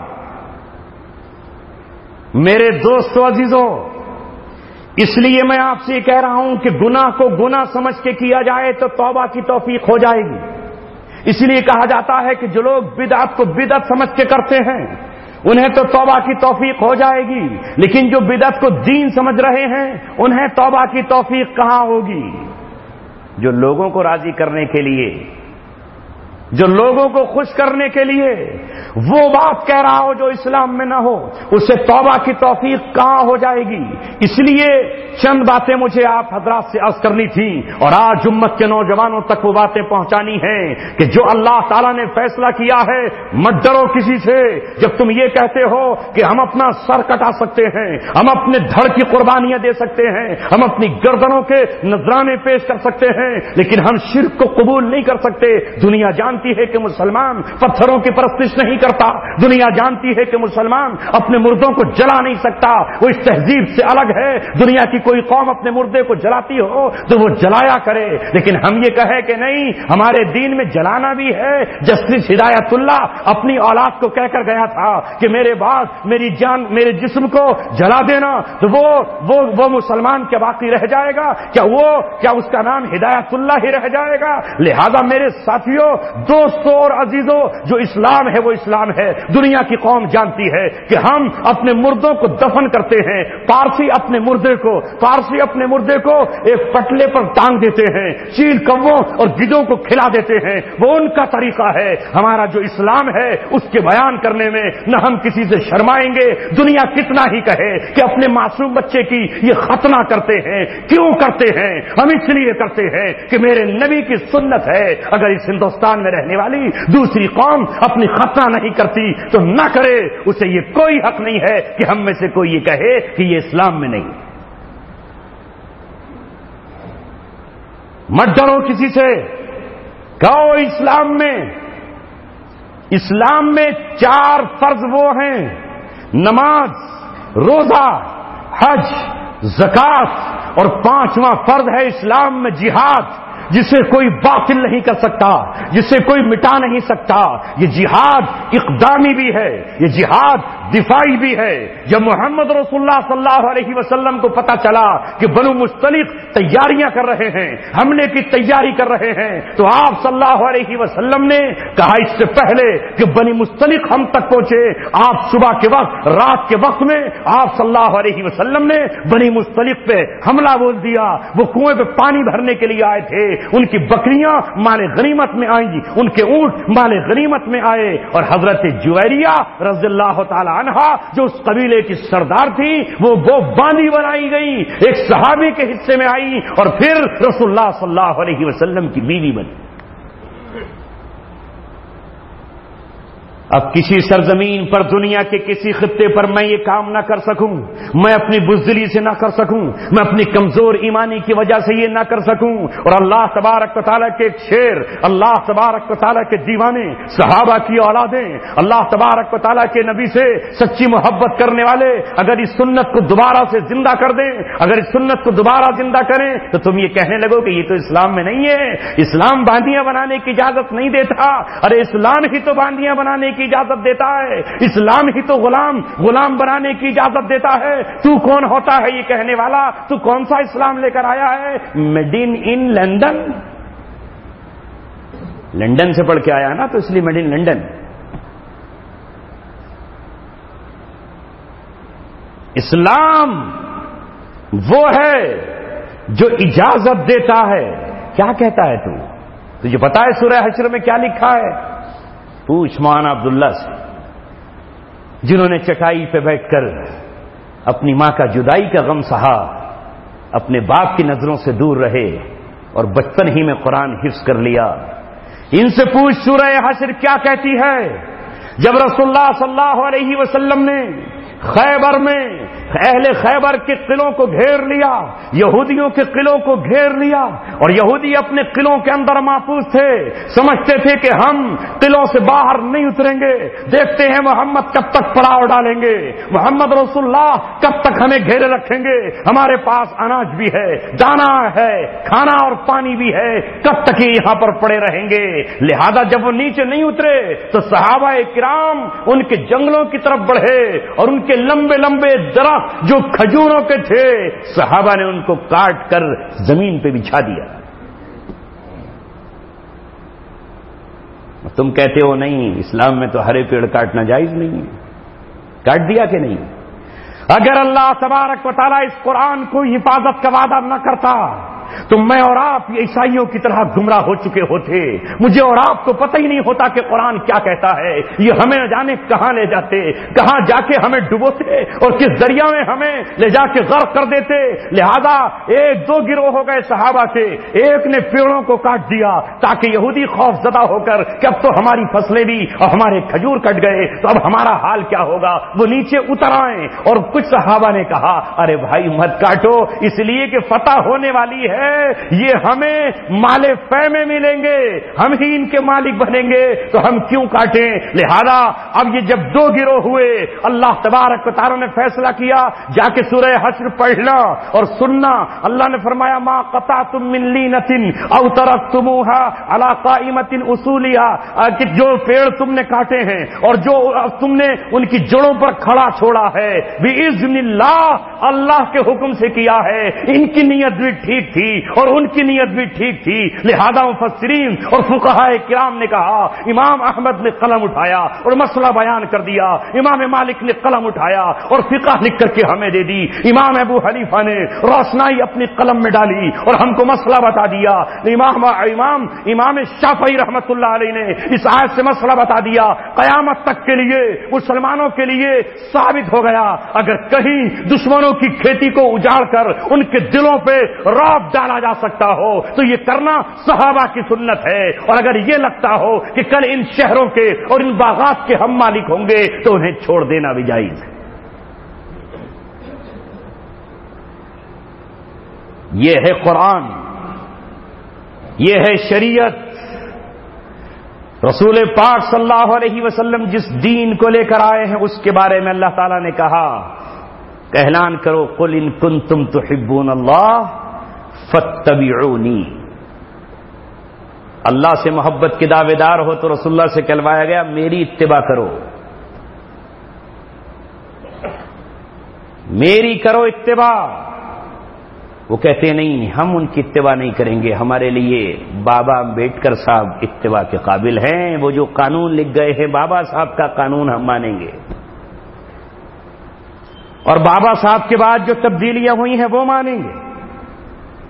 کل تک عورت نہیں جاتی تھی لیکن اب سرپنچ عورت بنے گی، اب 33% ریزرویشن دے دیا گیا ہے، لہذا یہاں سے لیڈیز ہی لڑے گی۔ اب مسلمان اس منزل پر پہنچ گئے کہ لڑتے ہیں کہ صاحب اچھا آپ نے بدھوں کو دلتوں کو تو کہہ دیا کہ ان کی بیٹیاں اور ان کی لڑکیاں اور ان کی مائیں لڑیں گی، مسلمانوں کو کیوں نہیں دیتے ریزرویشن تاکہ ہماری بھی برقع اتار کے جائے؟ یہ تو نہیں کہہ رہے کہ مسلمان نہیں بھیجیں گے، یہ حرام ہے، ناجائز ہے، مر جائیں گے لیکن سور کا گوشت نہیں کھائیں گے، مر جائیں گے لیکن شراب نہیں پیئیں گے، مگر یہ تو اٹھ کے نکل کے دھرنے پردرشن مظاہرے کر رہا ہے، ہمیں شکایت ہے آپ سے، ان کی لڑکیاں گئیں، ان کی عورتیں گئیں، فلاں کی فلاں کی گئیں، ان میں سے 27% چلی گئیں، 10% تو ہماری بھی بھیج دو۔ اللہ اکبر! کیا ایسے لوگوں کو اللہ تبارک و تعالیٰ اپنی حکومت کی چابیاں دے گا؟ کیا ایسے لوگوں کو اللہ تبارک و تعالیٰ زمین کی خلافت دے گا؟ وہاں تو شرط ہے یعبدوننی، اعلان کرو کہ میری عبادت کرو گے، ولا یشرکون بی شیئا، اور میرے ساتھ کسی کو شریک نہیں ٹھہراؤ گے، مانو گے جو قانون اللہ نے بنایا ہے اسی وہی دھرتی پر نافذ ہوگا۔ اللہ تعالیٰ نے شراب کو حرام قرار دیا ہے تو کیا مجال ہے کہ جتنے ٹکڑے پر ہماری حکمرانی قائم ہوگی وہاں شراب کوئی نچوڑ لے، وہاں شراب کوئی بیچ دے، یا وہاں شراب کوئی اونٹ پر ڈھولے؟ نہیں، ہرگز نہیں۔ اگر چورے چھپے کسی دوسرے علاقے سے شراب پی کر آ گیا تو اس کی کمر پر وہ کوڑے مارے جائیں گے جو محمد رسول اللہ نے اپنے زمانے میں لگائے ہیں، جو حضرت عمر نے اپنے دور میں لگائے ہیں۔ تو شرابی کی سزا کوڑے مارنا ہے یا FIR لکھنا ہے؟ بتاؤ اسلام میں شرابی کی سزا کیا ہے؟ آپ کو کہ نہیں FIR کرا دوں ذرا، وہ کرا کے آپ میرے خلاف FIR، انگریزی بیچتا ہوں، دیسی ہے ہی نہیں میرے پاس، کیونکہ انگریز کی تو ہر چیز جائز ہے۔ ارے بھائی انگریزی شراب پر کوئی پابندی ہے؟ لائسنس کے ساتھ بک رہی ہے کہ نہیں؟ جرم بھی ہے، مگر جرم ہے کچی، وہ جو وہاں سے آ رہی ہے پکی، وہ تو حلال ہے، اس پر کوئی ہے پابندی؟ کوئی پابندی نہیں، کیونکہ قانون بنا ہوا ہے، منسٹری اس کی ملی ہوئی ہیں، وزارتیں اس کی بنی ہوئی ہیں۔ کیا اسلام اس کو برداشت کرے گا؟ 1400 برس پہلے یہ قانون آ گیا کہ زمین پر جہاں مسلمانوں کی سربراہی ہو وہاں سودی نظام نہیں چل سکتا، سوال ہی پیدا نہیں ہوتا۔ سود کا خاتمہ کیا جائے گا، سود کا خاتمہ کیا جائے گا۔ اور اس سے پہلے شراب کا ذکر آیا تو عرض کر دوں، میں نے تفسیر میں پڑھا ہے، حضرت عمر رضی اللہ تعالیٰ عنہ کو پتہ چلا کہ ایک گاؤں کے لوگ چوری چھپے شراب بیچتے ہیں اور شراب پیتے ہیں۔ حضرت عمر رضی اللہ تعالیٰ عنہ نے اعلان کیا، جاؤ اور جا کر اس پورے گاؤں کو آگ لگا دینا، اور حضرت عمر کے حکم سے اس گاؤں کو آگ لگا دی گئی۔ تم کہتے ہو آگ لگانے کا تو حکم ہی نہیں ہے، حضرت عمر سے زیادہ آپ جانتے ہو۔ جب بدر کے قیدیوں کے سلسلے میں مشورہ ہو رہا تھا، آپ صلی اللہ علیہ وسلم نے مشورہ کیا، عمر بتاؤ تمہاری رائے کیا ہے، ابو بکر آپ کی رائے کیا ہے، سعد بن معاذ تمہارا مشورہ کیا ہے، سعد بن عبادہ آپ کی کیا رائے ہے۔ آپ صلی اللہ علیہ وسلم کو اختیار تھا کہ آپ مشورے کریں، اللہ نے پابند نہیں کیا تھا، اگر حکم آ جاتا تو جو حکم آ جاتا اس پہ عمل کرنا لازمی تھا۔ آپ کو اختیار دیا اللہ تعالیٰ نے، اختیار کے ساتھ اللہ تبارک و تعالیٰ نے یہ کہا تم مشورہ کر لو۔ آپ نے صحابہ سے مشورہ کیا، ابو بکر صدیق کا مشورہ آیا انہیں فدیہ لے کے چھوڑ دیا جائے۔ ان کے ذہن میں یہ بات تھی مال بھی آ جائے گا، اس مال سے تلواریں خرید لیں گے، اور کل یہ لوگ ہو سکتا ہے کہ ان میں سے کچھ اسلام قبول کر لیں اور یہ مسلمان ہو جائیں۔ آپ نے کہا عمر آپ رائے دو۔ حضرت عمر رضی اللہ تعالیٰ نے کہا اللہ کے رسول اگر میری رائے آپ پوچھ رہے ہیں تو میری رائے یہ ہے کہ ان میں سے ایک ایک کا سر قلم کر دیا جائے، اور سر قلم بھی ہم میں سے آپس میں ایک دوسرے کا رشتہ دار کرے، مجھے میرا رشتہ دار دیا جائے، میں اس کی گردن اڑاؤں، علی کو ان کے بھائی عقیل دیے جائیں، عقیل کی گردن اڑائیں، حضرت عباس حضرت حمزہ کے حوالے کیے جائیں اور حضرت حمزہ اپنے بھائی عباس کا سر اتار دیں، مصعب بن عمیر کو ان کا بھائی دیا جائے اور وہ ان کا سر قلم کر دے۔ میری رائے پوچھتے ہو دیے تاکہ ہم اہل مکہ کو بتا دے کہ ہمارے درمیان ایک ہی رشتہ ہے، اور وہ رشتہ ہے لا الہ الا اللہ محمد الرسول اللہ کا۔ ماں کے پیٹ کا کوئی رشتہ نہیں، خون کا کوئی رشتہ نہیں، بلڈ کا کوئی رشتہ نہیں، وطن اور قوم کا کوئی رشتہ نہیں۔ ہوا کرے یہ مکہ میں پیدا، یہ مکہ میں ہی پیدا ہوا تھا، میں بھی مکہ میں پیدا ہوا تھا۔ میری رائے یہ ہے۔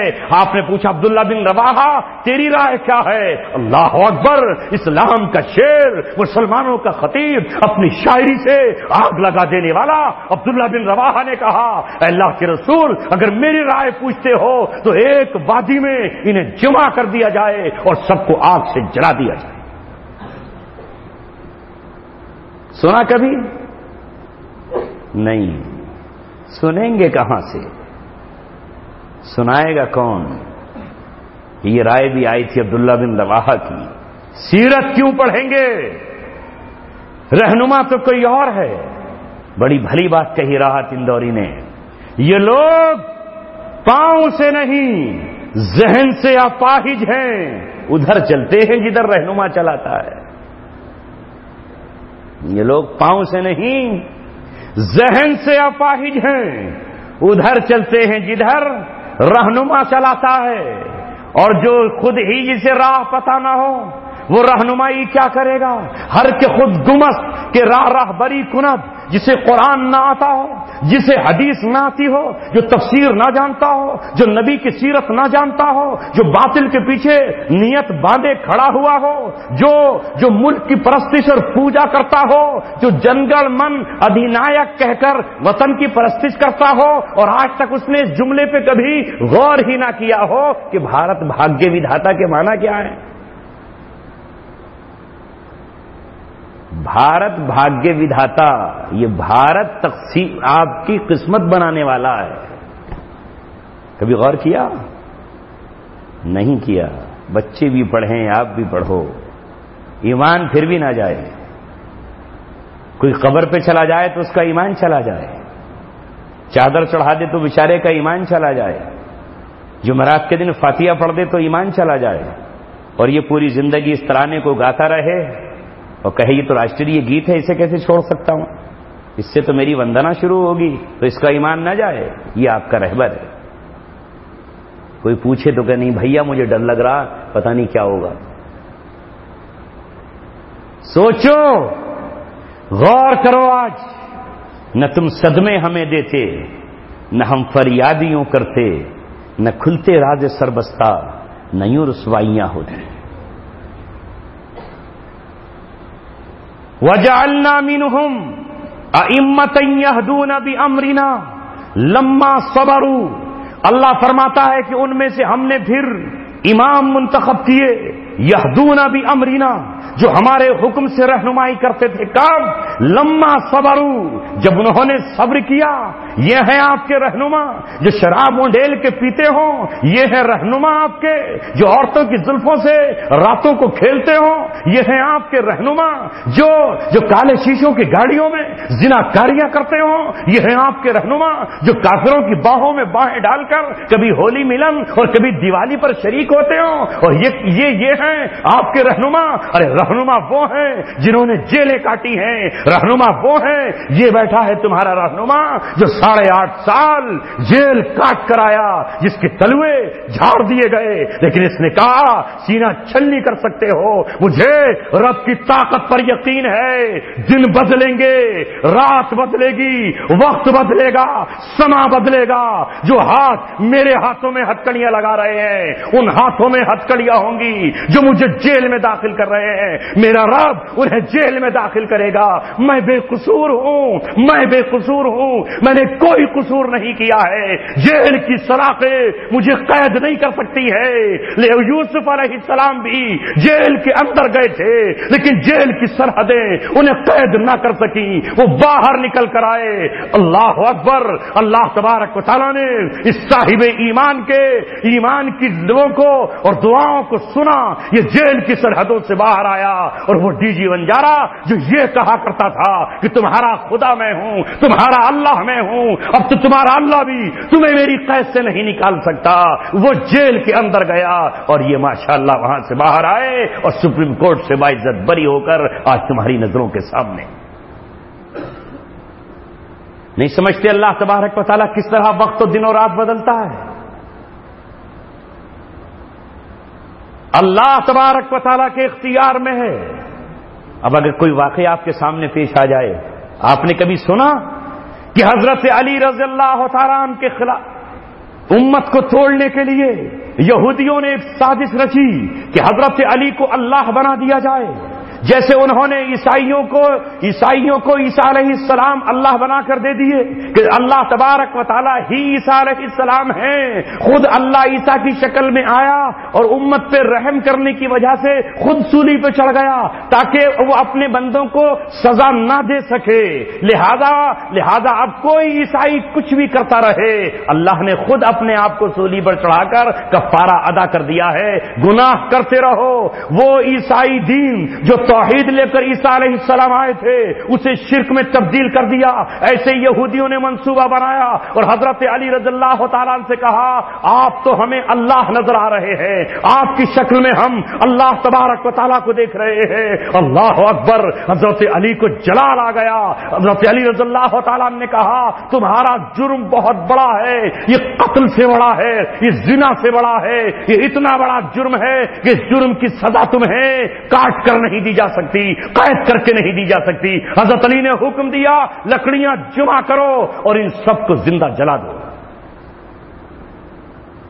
تو حضرت علی نے اسلام کے خلاف کیا نا، وہ تو جانتے ہی نہیں تھے شریعت، یہ جانتے ہیں حضرت والا شریعت، بریسٹر صاحب جانتے ہیں جو دنیا کا لا پڑھ کر آئے ہیں، وہ علم کا دروازہ نہیں جانتے، اقضاہم علی نہیں جانتے، جلا دیا حضرت علی رضی اللہ تعالیٰ نے عبرتناک سزا دی تاکہ آئندہ کوئی اس غلط عقیدے کو حضرت علی کی موجودگی میں قائم نہ کر سکے، ایسی عبرتناک سزا دی ہے۔ اسلام جس قانون کو لے کر آیا ہے اس میں قصاص کا قانون ہے، آنکھ کے بدلے آنکھ ہے، ناک کے بدلے ناک ہے، ان النفس بالنفس، جان کے بدلے میں جان ہے، والعین بالعین، آنکھ کے بدلے میں آنکھ، والسن بالسن، دانت کے بدلے میں دانت ہے، یہ بھی اسلام کا قانون ہے۔ ہاں گنجائش یہ بھی ہے کہ کسی نے قتل کسی طرح بھی کیا ہو تو اگر اس کے وارث مطالبہ کریں تو وہ اسے اگر قتل اس نے لاٹھی سے کیا ہے تو تلوار سے بھی قتل کیا جا سکتا ہے. لیکن یہ بھی علماء کہتے ہیں کہ اگر برابری ہی کرنی ہو تو کسی کو ڈبو کر قتل کیا ہے تو اسے بھی ڈبو کے کیا جا سکتا ہے, اسے لاٹھی سے کیا ہے تو اسے بھی لاٹھی سے کیا جا سکتا ہے, اسے جلا کر کیا ہے تو اسے بھی جلا کر کیا جا سکتا ہے.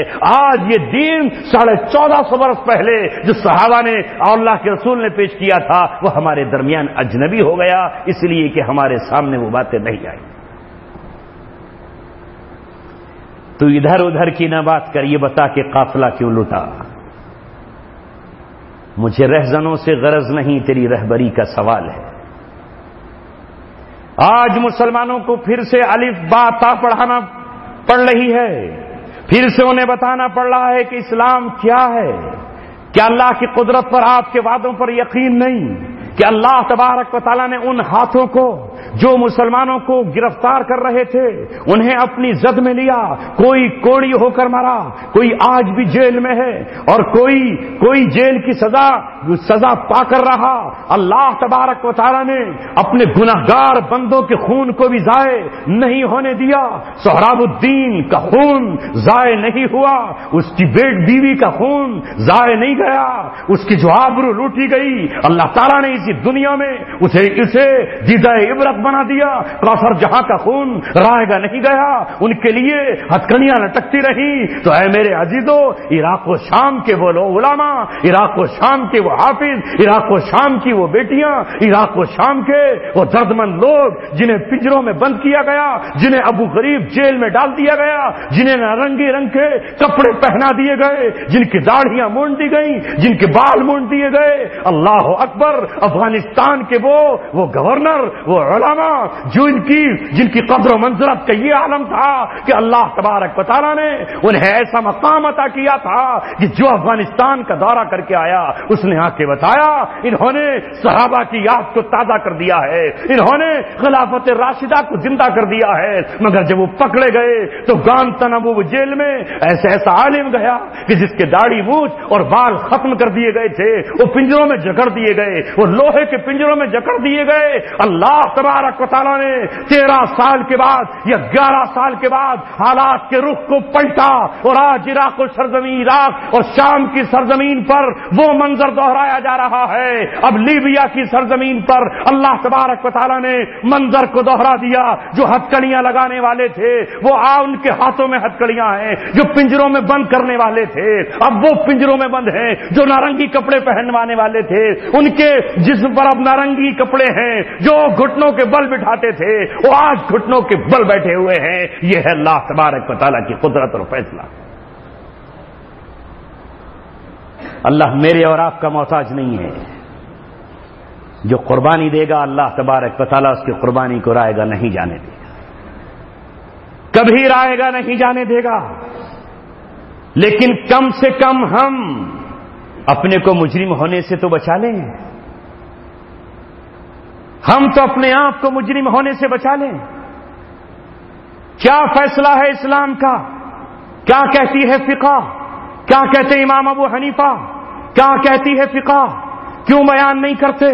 جب ہندوستان پہ انگریز غالب آئے اور جب ہندوستان میں انگریز داخل ہو گئے تو اے شاہ ولی اللہ کو ماننے والوں, اے حجت اللہ البالغہ لکھنے والوں, اے حجت اللہ البالغہ کی ترجمہ اور تفسیر پڑھنے اور پڑھانے والوں, اس امت کو عوام کو بتاتے کیوں نہیں, ان نوجوانوں کو بتاتے کیوں نہیں کہ شاہ ولی اللہ کا بیٹا شاہ عبد العزیز دلی کی جامع مسجد کے قریب اکبر آبادی مسجد میں بیٹھا, اپنا قلم اپنی انگلیوں میں تھمایا اور کاغذ کے پرچے پر لکھ دیا کہ ہندوستان دار الحرب ہے.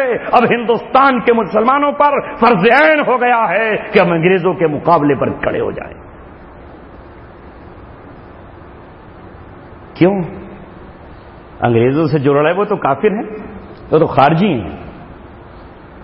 تو پھر تو شاہ عبد العزیز بھی خارجی ہوئے نا, مولانا قاسم نانوتوی بھی خارجی ہیں کیونکہ انگریزوں سے لڑے. حاجی امداد اللہ مہاجر مکی جن کے سلسلے مریدیت میں ہم سب کے سب شامل ہیں وہ بھی تو خارجی قرار دیے جائیں گے. بھلا بتاؤ, انگریزوں کو مارنے کھڑے ہو گئے شاملی کے میدان میں, بندوق لے کے کھڑے ہو گئے, یہ کہیں اسلام میں آیا ہے؟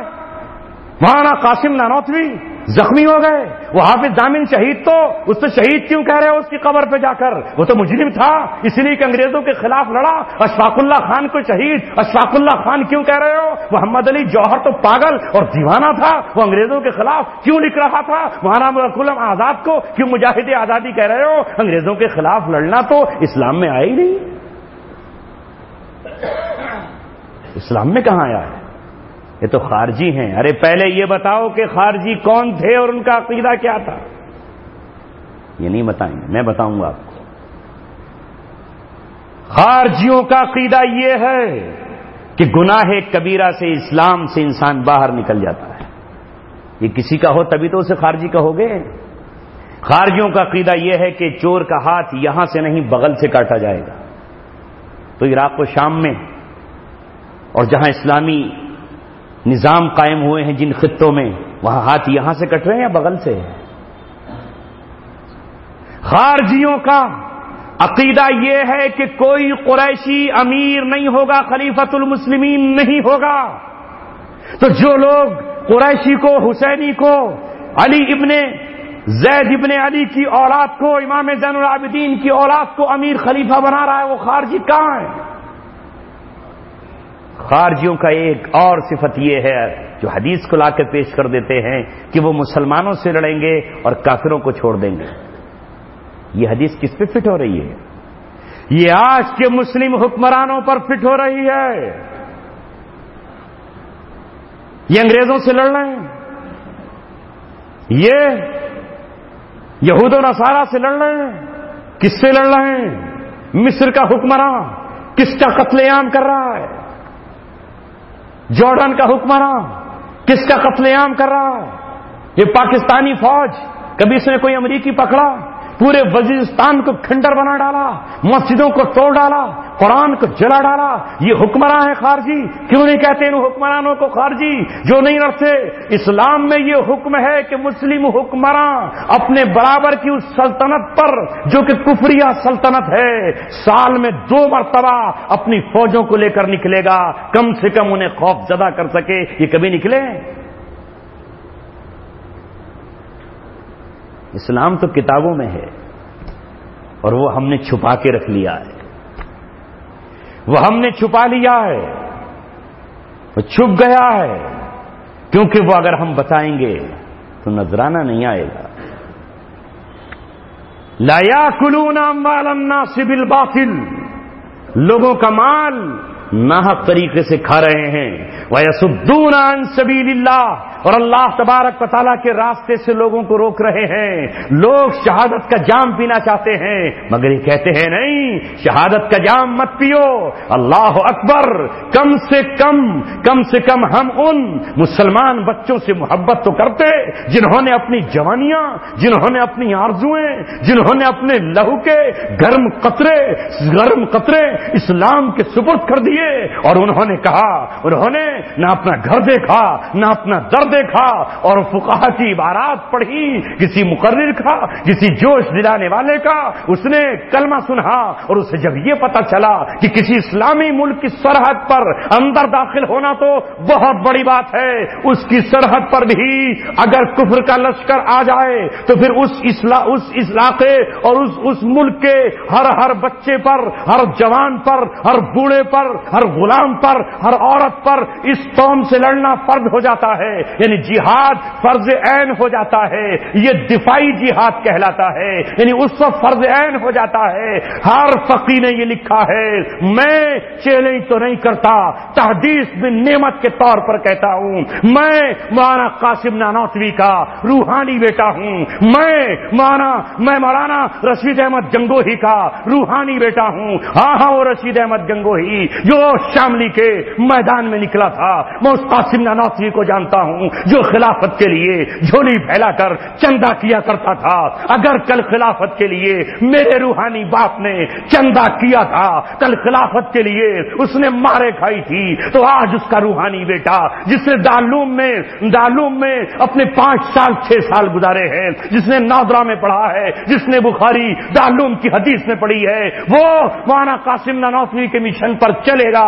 وہ شیخ الہند جس نے تحریک ریشمی رومال افغانستان چاند تک پہنچانے کی کوشش کی تھی اور اس ہندوستان میں خلافت کے قیام کی بحالی کی تھی. میری مٹی اور میرا بدن اس رامپور کی سرزمین سے بنا ہے جسے دنیا محمد علی جوہر کے نام سے جانتی ہے. وہ محمد علی جوہر جو آج بیت المقدس میں دفن ہے، جس کی ماں بھی اماں نے یہ کہہ دیا تھا، اے میرے بیٹے شوکت علی اور اے میرے بیٹے محمد علی، اپنی جان خلافت پہ دے دینا، خلافت کو بچا لو، خلافت کے لیے چندہ کرو، خلافت کے لیے امت کو کھڑا کرو. کل خلافت ٹوٹنے والی تھی، آج خلافت قائم ہوئی ہے. تو محمد علی جوہر سے ہمارا وطنی رشتہ ہے، مٹی کا رشتہ ہے، اور مولانا قاسم نانوتوی سے اس ایمانی اور روحانی اور علمی رشتہ ہے. حاجی امداد اللہ مہاجر مکی سے جو ہجرت کر کے مکہ معظمہ چلے گئے تھے، ان سے میرا بیعت کا سلسلہ ہے. میرے شیخ مولانا ابرار الحق اور ان کے شیخ مولانا اشرف علی تھانوی اور ان کا شیخ حاجی امداد اللہ مہاجر مکی. لہذا ہم ہجرت پر بھی یقین رکھتے ہیں اور خلافت کی تائید کے لیے بولتے بھی رہیں گے، لکھتے بھی رہیں گے، اور وقت آئے گا تو جان اور خون بھی نچھاور کریں گے. ہمارا عیسائیت سے کوئی لینا دینا نہیں. ہم عیسائیوں کو راضی کرنے کی کوشش ہی نہیں کریں گے، اور وہ راضی ہم سے کب ہوں گے؟ کبھی سوچا آپ نے عیسائی کس سے راضی ہیں اور کس سے ناراض ہیں؟ یہ کہہ کے بات ختم کر رہا ہوں. قرآن نے کہا وَلَن تَرْضَىٰ عَنْكَ الْيَهُودُ وَلَا النَّصَارَىٰ، یہ یہودی اور عیسائی تم سے راضی نہیں ہوں گے، محمد رسول اللہ سے راضی نہیں ہوں گے، تو کس سے راضی ہو جائیں گے؟ عَنْكَ الْيَهُودُ وَلَا النَّصَارَىٰ، یہ تم سے راضی نہیں ہوں گے. کب تک؟ حَتَّىٰ تَتَّبِعَ مِلَّتَهُمْ، جب تک تم ان کے طریقے پر نہ چل نکلو، تم ان کی ملت اختیار نہ کر لو، ان کا دین اختیار نہ کر لو، ان کی شریعت پر نہ چلنے لگو، ان کے قانون کو فالو نہ کرنے لگو. جس دن تم اپنی ملت چھوڑ دو گے، ان کی ملت اختیار کر لو گے، اس دن وہ راضی ہو جائیں گے. اب پوری دنیا پہ نظریں دوڑا لو، کسے امریکہ کا ویزا مل رہا ہے اور کسے لندن کا ویزا مل رہا ہے، اور کون بیرسٹری کر کے بیرسٹر بن کے آ رہا ہے. یہ کیوں اس سے کفر راضی ہے، اس سے کیوں عیسائی راضی ہے؟ یہ 2.5 لاکھ کا انعام فلاں پہ کیوں رکھا ہوا ہے؟ یہ اتنے ڈالر کا انعام اس کے سر پہ کیوں رکھا ہوا ہے؟ اس سے یہود راضی کیوں نہیں ہے؟ اس لیے کہ اس نے اپنی ملت کو نہیں چھوڑا ہے، اپنے دین کو نہیں چھوڑا ہے. یہ مشرف سے کیوں راضی ہے؟ یہ نواز شریف سے کیوں راضی ہے؟ یہ کیوں راضی ہے ان دونوں سے؟ یہ سعودی عرب سے کیوں راضی ہے؟ اور یہ کیا بگاڑا ہے شام و عراق کے چند دیوانوں نے جن کے خون کی پوری دنیا پیاسی ہے؟ قرآن پڑھو گے تو سمجھ میں آئے گا، شیعوں کے اخبار پڑھو گے تو کچھ سمجھ میں نہیں آئے گا. معلوم ہے آپ کو، انقلاب پڑھ کے لوگ کہتے ہیں صحابہ. کون ہے اس کا ایڈیٹر؟ شکیل شمسی، جو بدبودار شیعہ ہے، جو صحابہ کو گالیاں دیتے ہیں، جو ماں عائشہ کو برا کہتے ہیں. میری ماں کو کوئی گالی دے اور میرا رنگ نہ بدلے تو میں پھر مرد نہیں، ہجڑا. میری بہن کو کوئی گالی دے اور مجھے طیش نہ آئے تو میں مسلمان نہیں. صحابہ کو گالیاں دینے والے بدترین شیعہ، ان سے ہمیں بڑا اظہار ہمدردی، بڑا پیار. جو ماں عائشہ کو زانیہ کہے نعوذ باللہ، جو ابو بکر اور حضرت عمر پہ لعنت بھیجیں. آپ کہو گے میں تو راشٹریہ سہارا پڑھتا ہوں، اردو کا اخبار. کون ہے؟ اسد رضا، شیعہ. وہ صحیح خبر دے گا آپ کو. جو یہ کہتے ہوں کہ قرآن بدل دیا گیا. ابن تیمیہ نے صارم المسلول میں لکھا ہے کہ اگر کوئی حضرت فاطمہ پر نعوذ باللہ الزام لگائے تو واجب القتل نہیں ہے، لیکن اگر حضرت عائشہ پر الزام لگائے تو واجب القتل ہے. اس لیے کہ عائشہ کی پاک دامنی اور ان کی پاکیزگی کی برات قرآن بیان کر رہا ہے. اس نے حضرت عائشہ پر الزام نہیں لگایا، اس نے قرآن کا انکار کر دیا ہے.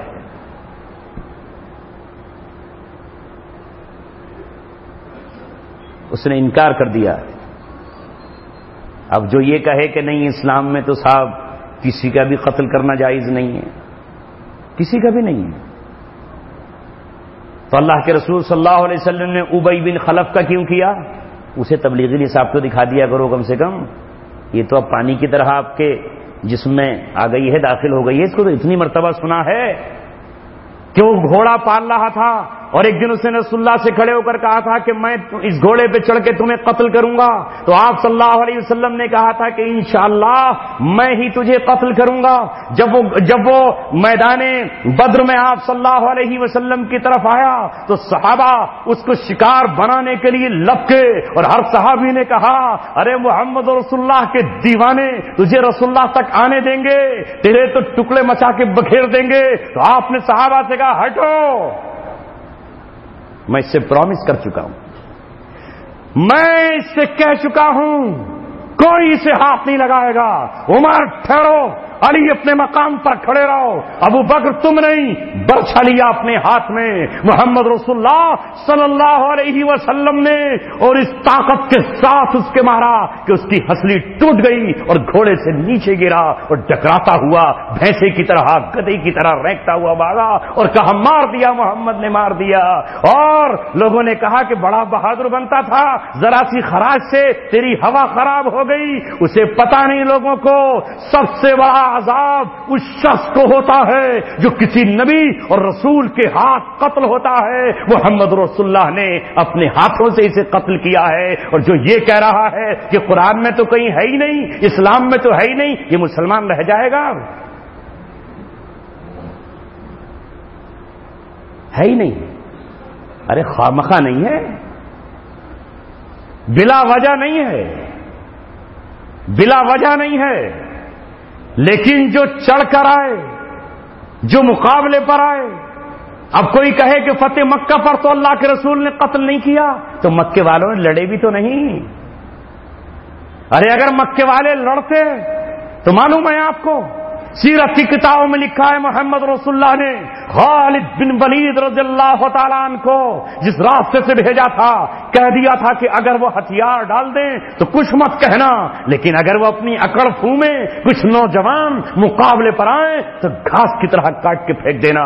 حضرت خالد بن ولید کے مقابلے پر کچھ نوجوان آئے، کہا ارے یہ سیف اللہ ہے، پورا جسم اس کا اللہ کی تلوار ہے، اڑا کے ٹکڑے مچا دیے. اس لیے علماء کے ایک گروہ نے کہا کہ مکہ ان وطن فتح ہوا ہے، یعنی شمشیر کے زور پر فتح ہوا ہے، اس لیے کہ اس میں بھی تلوار چلی ہے. جب دروازے ہی بند کر لیے اور جب ہتھیار ہی ڈال دیے اور جب سر ہی جھکا دیا اور جب مکہ چھوڑ ہی دیا اور جب اسلام قبول ہی کر لیا تو کیوں قتل کرتے؟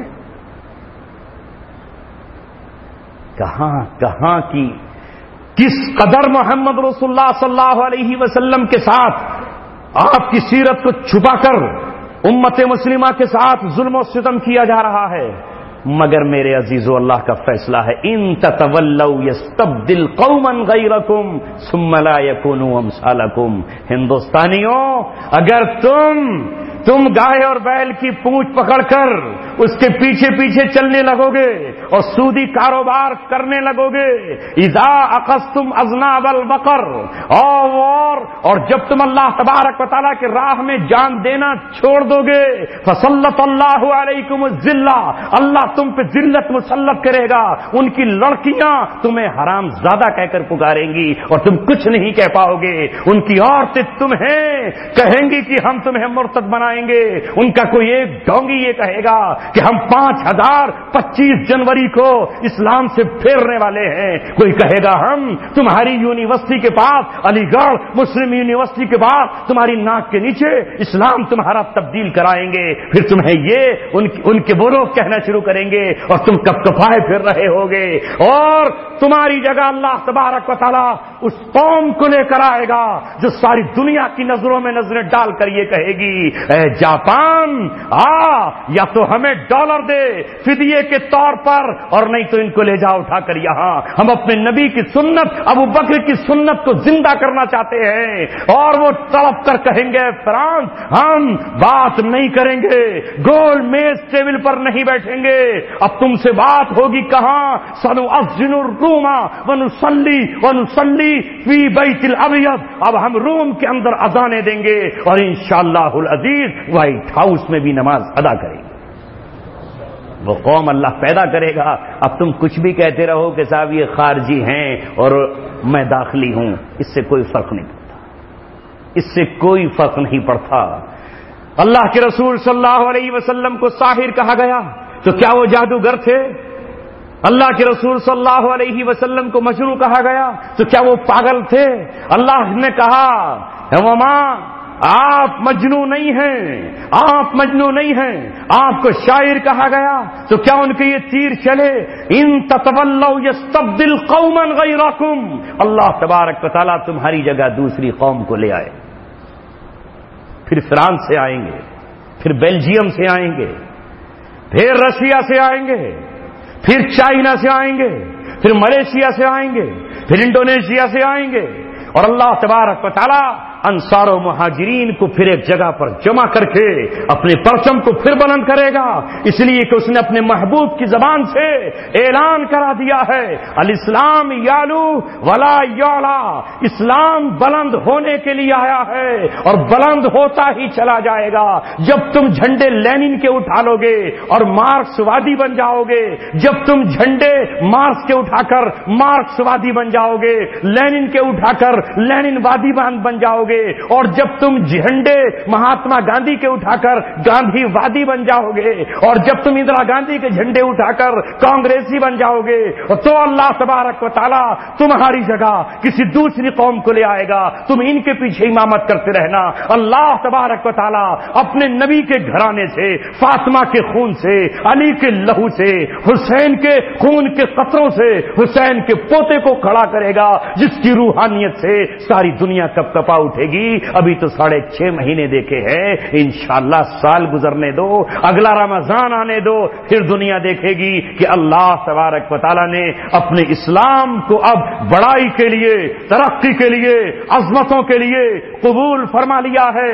جو آج آ سکتے ہوں وہ اس کشتی میں بیٹھ جائیں، جو آج محبت کر سکتے ہوں وہ السابقون السابقون کہلائیں گے، جو اللہ کے ولیوں سے محبت کر سکتے ہوں وہ ان سے محبت کرے۔ ہم آگے اور زیادہ بڑی قربانی آپ سے نہیں کہتے۔ اللہ تبارک و تعالیٰ کے حبیب نے دعا کی ہے اے اللہ میں تجھ سے تیری محبت مانگتا ہوں، اللہم انی اسأل حبک، میں تجھ سے تیری محبت مانگتا ہوں، وحب من یحبک، اور جو تجھ سے محبت کرتے ہیں میں ان کی بھی محبت مانگتا ہوں۔ لہذا اگر ہم کچھ نہ کر سکیں تو اللہ سے محبت کرنے والوں سے کم محبت تو کریں۔ اور اللہ نے فرمایا ہے من عاد لی ولیا، جس نے کسی میرے ولی سے دشمنی کی تو میں اسے چیر کے رکھ دوں گا، اسے ٹکڑے ٹکڑے کر دوں گا۔ فآذنتہ للحرب، تو اس نے مجھے جنگ کے لیے چیلنج کیا ہے۔ ارے ولی کا مقام تو بعد میں ہے، پہلا مقام نبی کا ہے، دوسرا مقام صدیق کا ہے، اور تیسرا مقام شہید کا ہے۔ اگر شہیدوں سے میں نے اور آپ نے بغاوت کی تو اللہ تبارک و تعالیٰ ہم پر جنگ مسلط کرے گا، اور اللہ تبارک و تعالیٰ سے کوئی لڑ نہیں سکتا۔ یہ ہے میرا کہنا۔ ہم گجرات میں شہید ہونے والوں کو بچا نہ سکے، لیکن اگر ہم ان شہداء سے محبت بھی نہ کریں اور یہ کہیں کہ یہ تو اپنی غلطیوں کی سزا انہوں نے پائی، اس معصوم بچے کی کیا سزا تھی جو ماں کے پیٹ میں تھا؟ مجھے بتاتا کیوں نہیں تو کہ اس چیز کی یہ سزا تھی؟ تو مجھے کیوں نہیں بتاتا اس بچے کی کیا گناہ تھا جو ماں کی چھاتیوں سے چپٹ کر دودھ پی رہا تھا؟ اس کے دامن پر کون سا گناہ تھا؟ میرا نبی تو یہ کہہ گیا کہ اگر وہ مر جائے نابالغی کی حالت میں تو یہ مت کہنا اللہم اغفر لحینا و میتینا، اس کی مغفرت کی دعا مت کرنا، یہ تو تحفہ ہے جنت کا، یہ تو توشہ ہے جنت کا، بلکہ دعا یہ پڑھنا اللہ اللہم اجعلہ لنا فرطا واجعلہ لنا اجرا وذخرا واجعلہ لنا شافعا ومشفعا.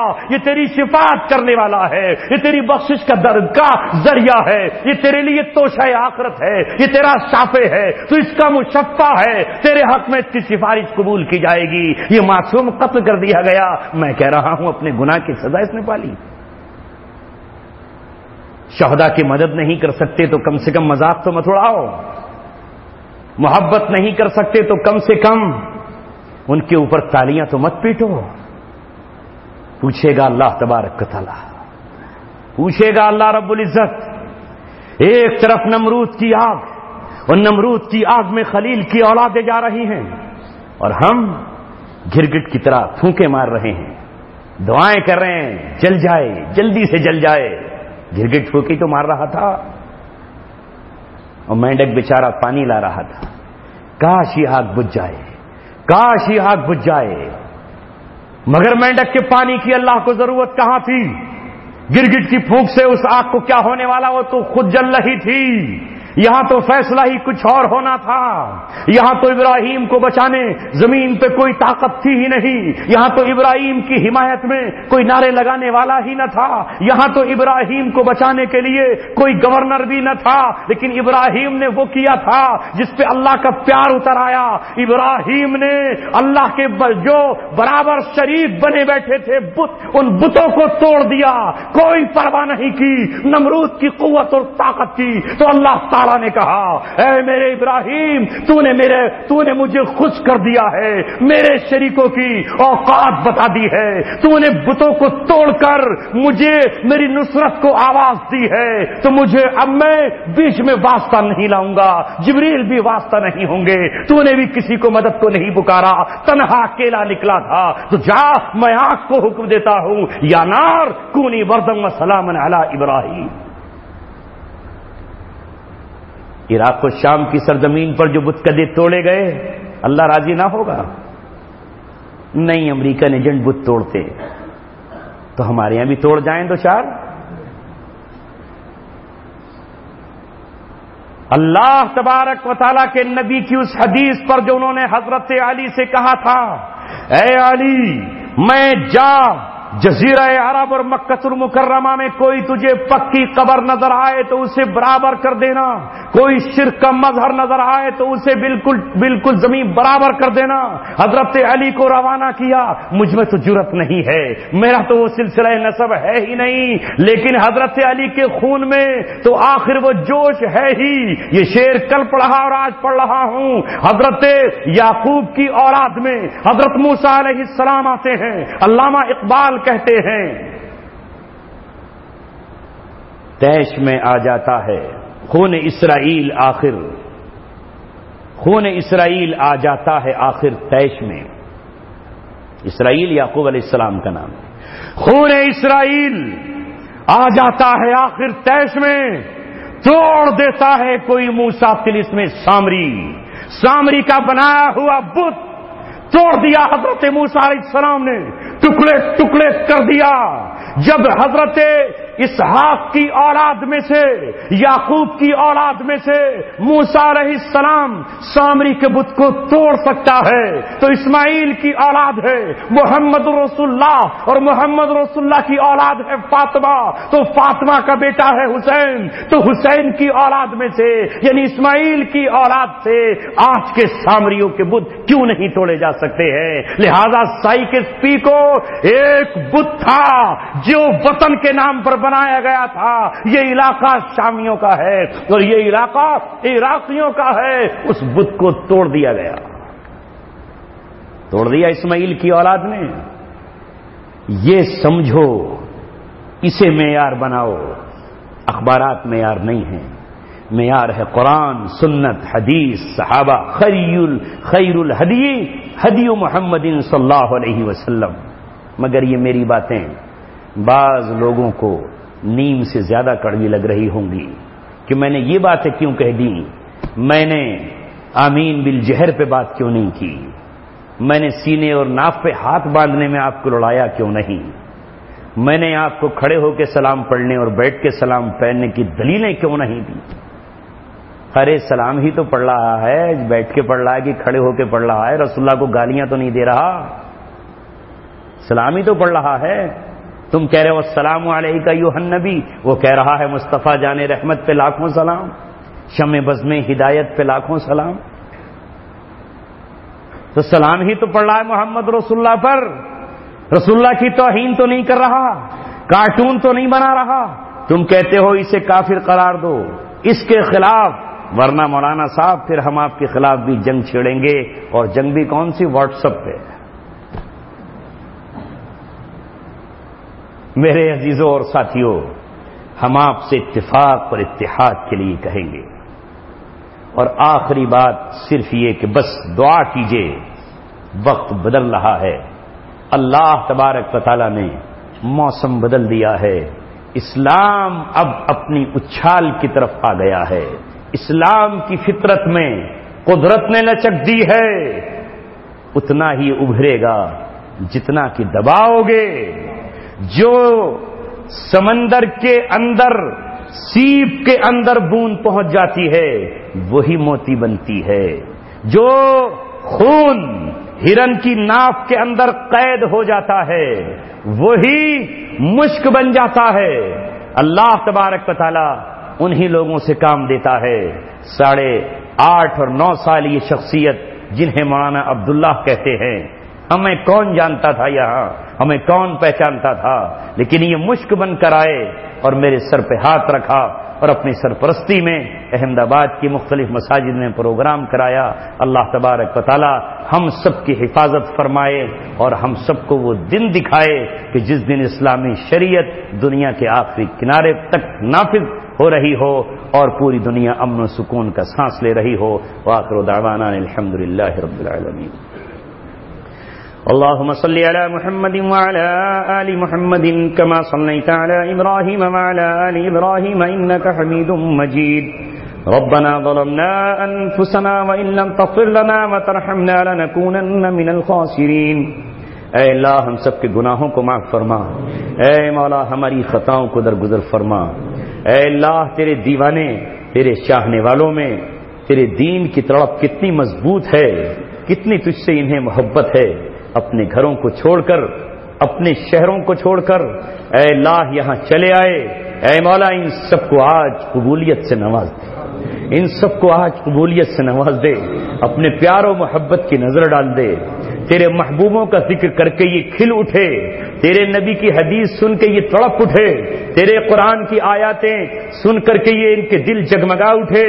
اے مولا یہ مخلص ہیں، ان کے پاس نہ شہرت ہے، نہ بیچنے کے لیے کچھ ہے، نہ انہیں کوئی خریدنے والا ہے، انہی کے دم سے مسجدیں آباد، انہی کے دم سے مدارس روشن اور رونق پا رہے ہیں۔ اے مولا یہی ہیں جن کے سامنے ہم دامن پھیلاتے ہیں تو یہ ہماری جھولیوں میں دین کی خدمت کے لیے اپنا مال ڈال دیتے ہیں۔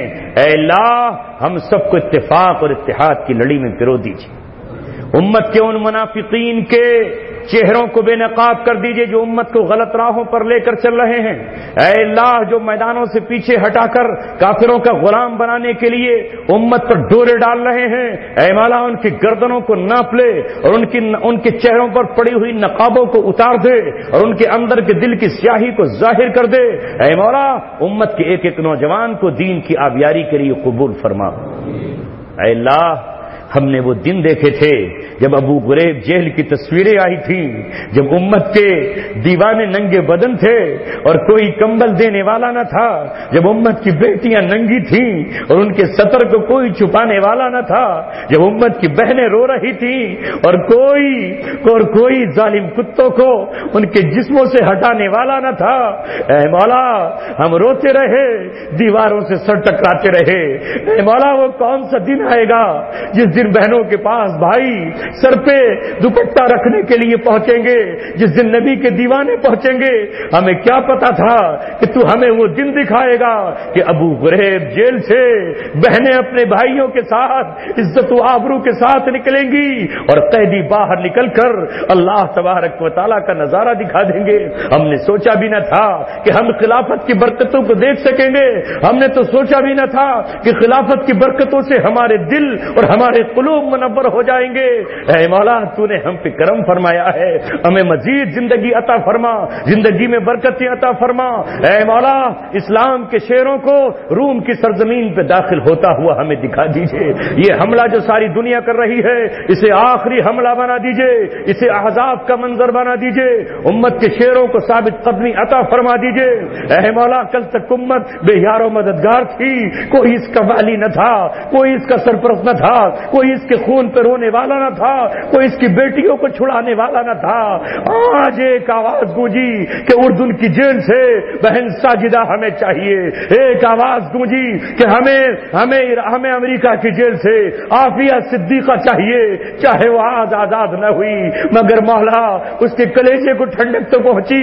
آج میرے والی نے میرا خیال رکھا ہے، آج میرے امیر نے مجھ پہ نظر کرم تو ڈالی ہے۔ اے ربا امت کو امیر جو ملا ہے اس امیر کے روئے روئے کی حفاظت فرما، اس کی پل پل حفاظت فرما۔ اے مولا عمر میں برکت عطا فرما، جس نے تیری قسم کھا کر یہ کہا ہے بدلہ تو لیں گے، انتقام تو لیں گے، پیمانے کے بدلے میں پیمانہ ہے، سا کے بدلے میں سا ہے۔ اے رب کعبہ، اے خالق کائنات، جنہوں نے تجھے جانیں بیچ دی ہیں ان کی جانوں کو قبول فرما لے اور ان کی جانوں کو مزید زندگی عطا فرما۔ اے اسماعیل کی قربانی کو قبول فرمانے والے اور ان کی جگہ دمبے کو قربان کرا دینے والے امت کے شیروں کی قربانیاں قبول فرما۔ اے اللہ وہ قربانی چاہے بھاگلپور میں دی گئی ہو یا کبھی مراد آباد کی عیدگاہ میں دی گئی ہو یا 2002 میں گودرا اور احمد آباد اور اس کے اطراف میں دی گئی ہو، وہ سب تیرے نام پر دی گئی ہیں۔ ان شہداء کو جنت میں عالی مقام عطا فرما دے۔ اے مولا ہم انہیں گناہگار کہے یا خطا کار کہے، وہ جنت کے جھروکوں سے پکار کر ہمیں بشارت دے رہے ہیں۔ اے لوگوں تمہیں کیا پتا کہ ہمارا خون جہنم کی آگ کو بجھا چکا ہے اور ہم حضرت حمزہ کے ساتھ رہتے ہیں، ہم حضرت حسین کے بچوں کے ساتھ کھیلتے ہیں، ہم حضرت ابراہیم کے ساتھ رہتے ہیں، ہمیں ہمارے رب نے پوری جنت میں جانے کی آزادی دی ہے۔ اے مولا کریم ہماری دل کی آنکھوں کو کھول دے، ہمیں حق حق دکھا اور باطل باطل دکھا، حق حق دکھا کر حق کی اتباع کی توفیق مرحمت فرما اور باطل کو باطل دکھا کر اس سے بچنے کی توفیق مرحمت فرما۔ یہ دل تیرا ہے، یہ زبان تیری ہے دھڑکنے والا، اے مولا کریم یہ کلیجہ تیرا ہے، اے اللہ یہ آنکھ تیری ہے، سب کچھ جب تیرا ہے تو پھر اپنے اس جسم کے حصے پر اے مولا اپنی خصوصی نظر ڈال دے، دشمنوں کی قید سے ہماری حفاظت فرما، دشمنوں کی قید و بند سے ہماری حفاظت فرما، بری نظروں سے ہماری حفاظت فرما، حاسدوں کے حسد سے ہماری حفاظت فرما۔ اے مولا ہم کسی سے ہماری لڑائی نہیں ہے مگر جو تیرا نہیں وہ ہمارا بھی نہیں ہے، جو تیروں کا نہیں وہ ہمارا بھی نہیں ہے، جو تیرے غازیوں کو برا کہے اے مولا ہم اسے اچھا کیسے کہہ سکتے ہیں، جو تیرے شہیدوں کو شہید نہ کہے وہ ہمارا دشمن ہے۔ اے اللہ تیرے لیے سارے جہاں سے لڑ جائیں گے اور تیرے لیے مولا ہر ایک سے بھیڑ جائیں گے، ہمیں تو تیری رضا کی پرواہ ہے، تو بس راضی ہو جا، چاہے دنیا ہم سے راضی ہو یا دنیا ناراض ہو۔ اے مولا آج کی رات ہم سے رضامندی کا اعلان کر دے، جبریل سے کہہ دے تو ہم سے محبت کرتا ہے، اے مولا فرشتوں سے کہہ دے تو ہم سے محبت کرتا ہے، کائنات کے ذرے ذرے میں ہماری محبت پیدا فرما دے۔ ہماری ان دعاؤں کو اے مولا کریم اور اس مجمع کی دعا کو، اس مجمع میں نہ جانے کون کس مشکل میں آیا ہے، اے مولا اس کی مشکل کو دور فرما دے، بیماروں کو شفا عطا فرما دے، بے روزگاروں کو روزگار عطا فرما دے، جن کو روزگار ملے ہوئے ہیں لیکن گھر نہیں چل پاتا قرضوں میں گھر جاتے ہیں، اے مولا ان کے روزگاروں میں برکتیں عطا فرما دے، جو کرائے کے مکانوں میں زندگی گزار رہے ہیں اپنے مکان دے دے، جو کرائے کی دکانوں میں تجارتیں کر رہے ہیں اے مولا اپنی ذاتی دکانیں عطا فرما دے، اے مولا امت کے وہ نوجوان جو امت تک صحیح خبریں پہنچا رہے ہیں اے رب کعبہ ان کی حفاظت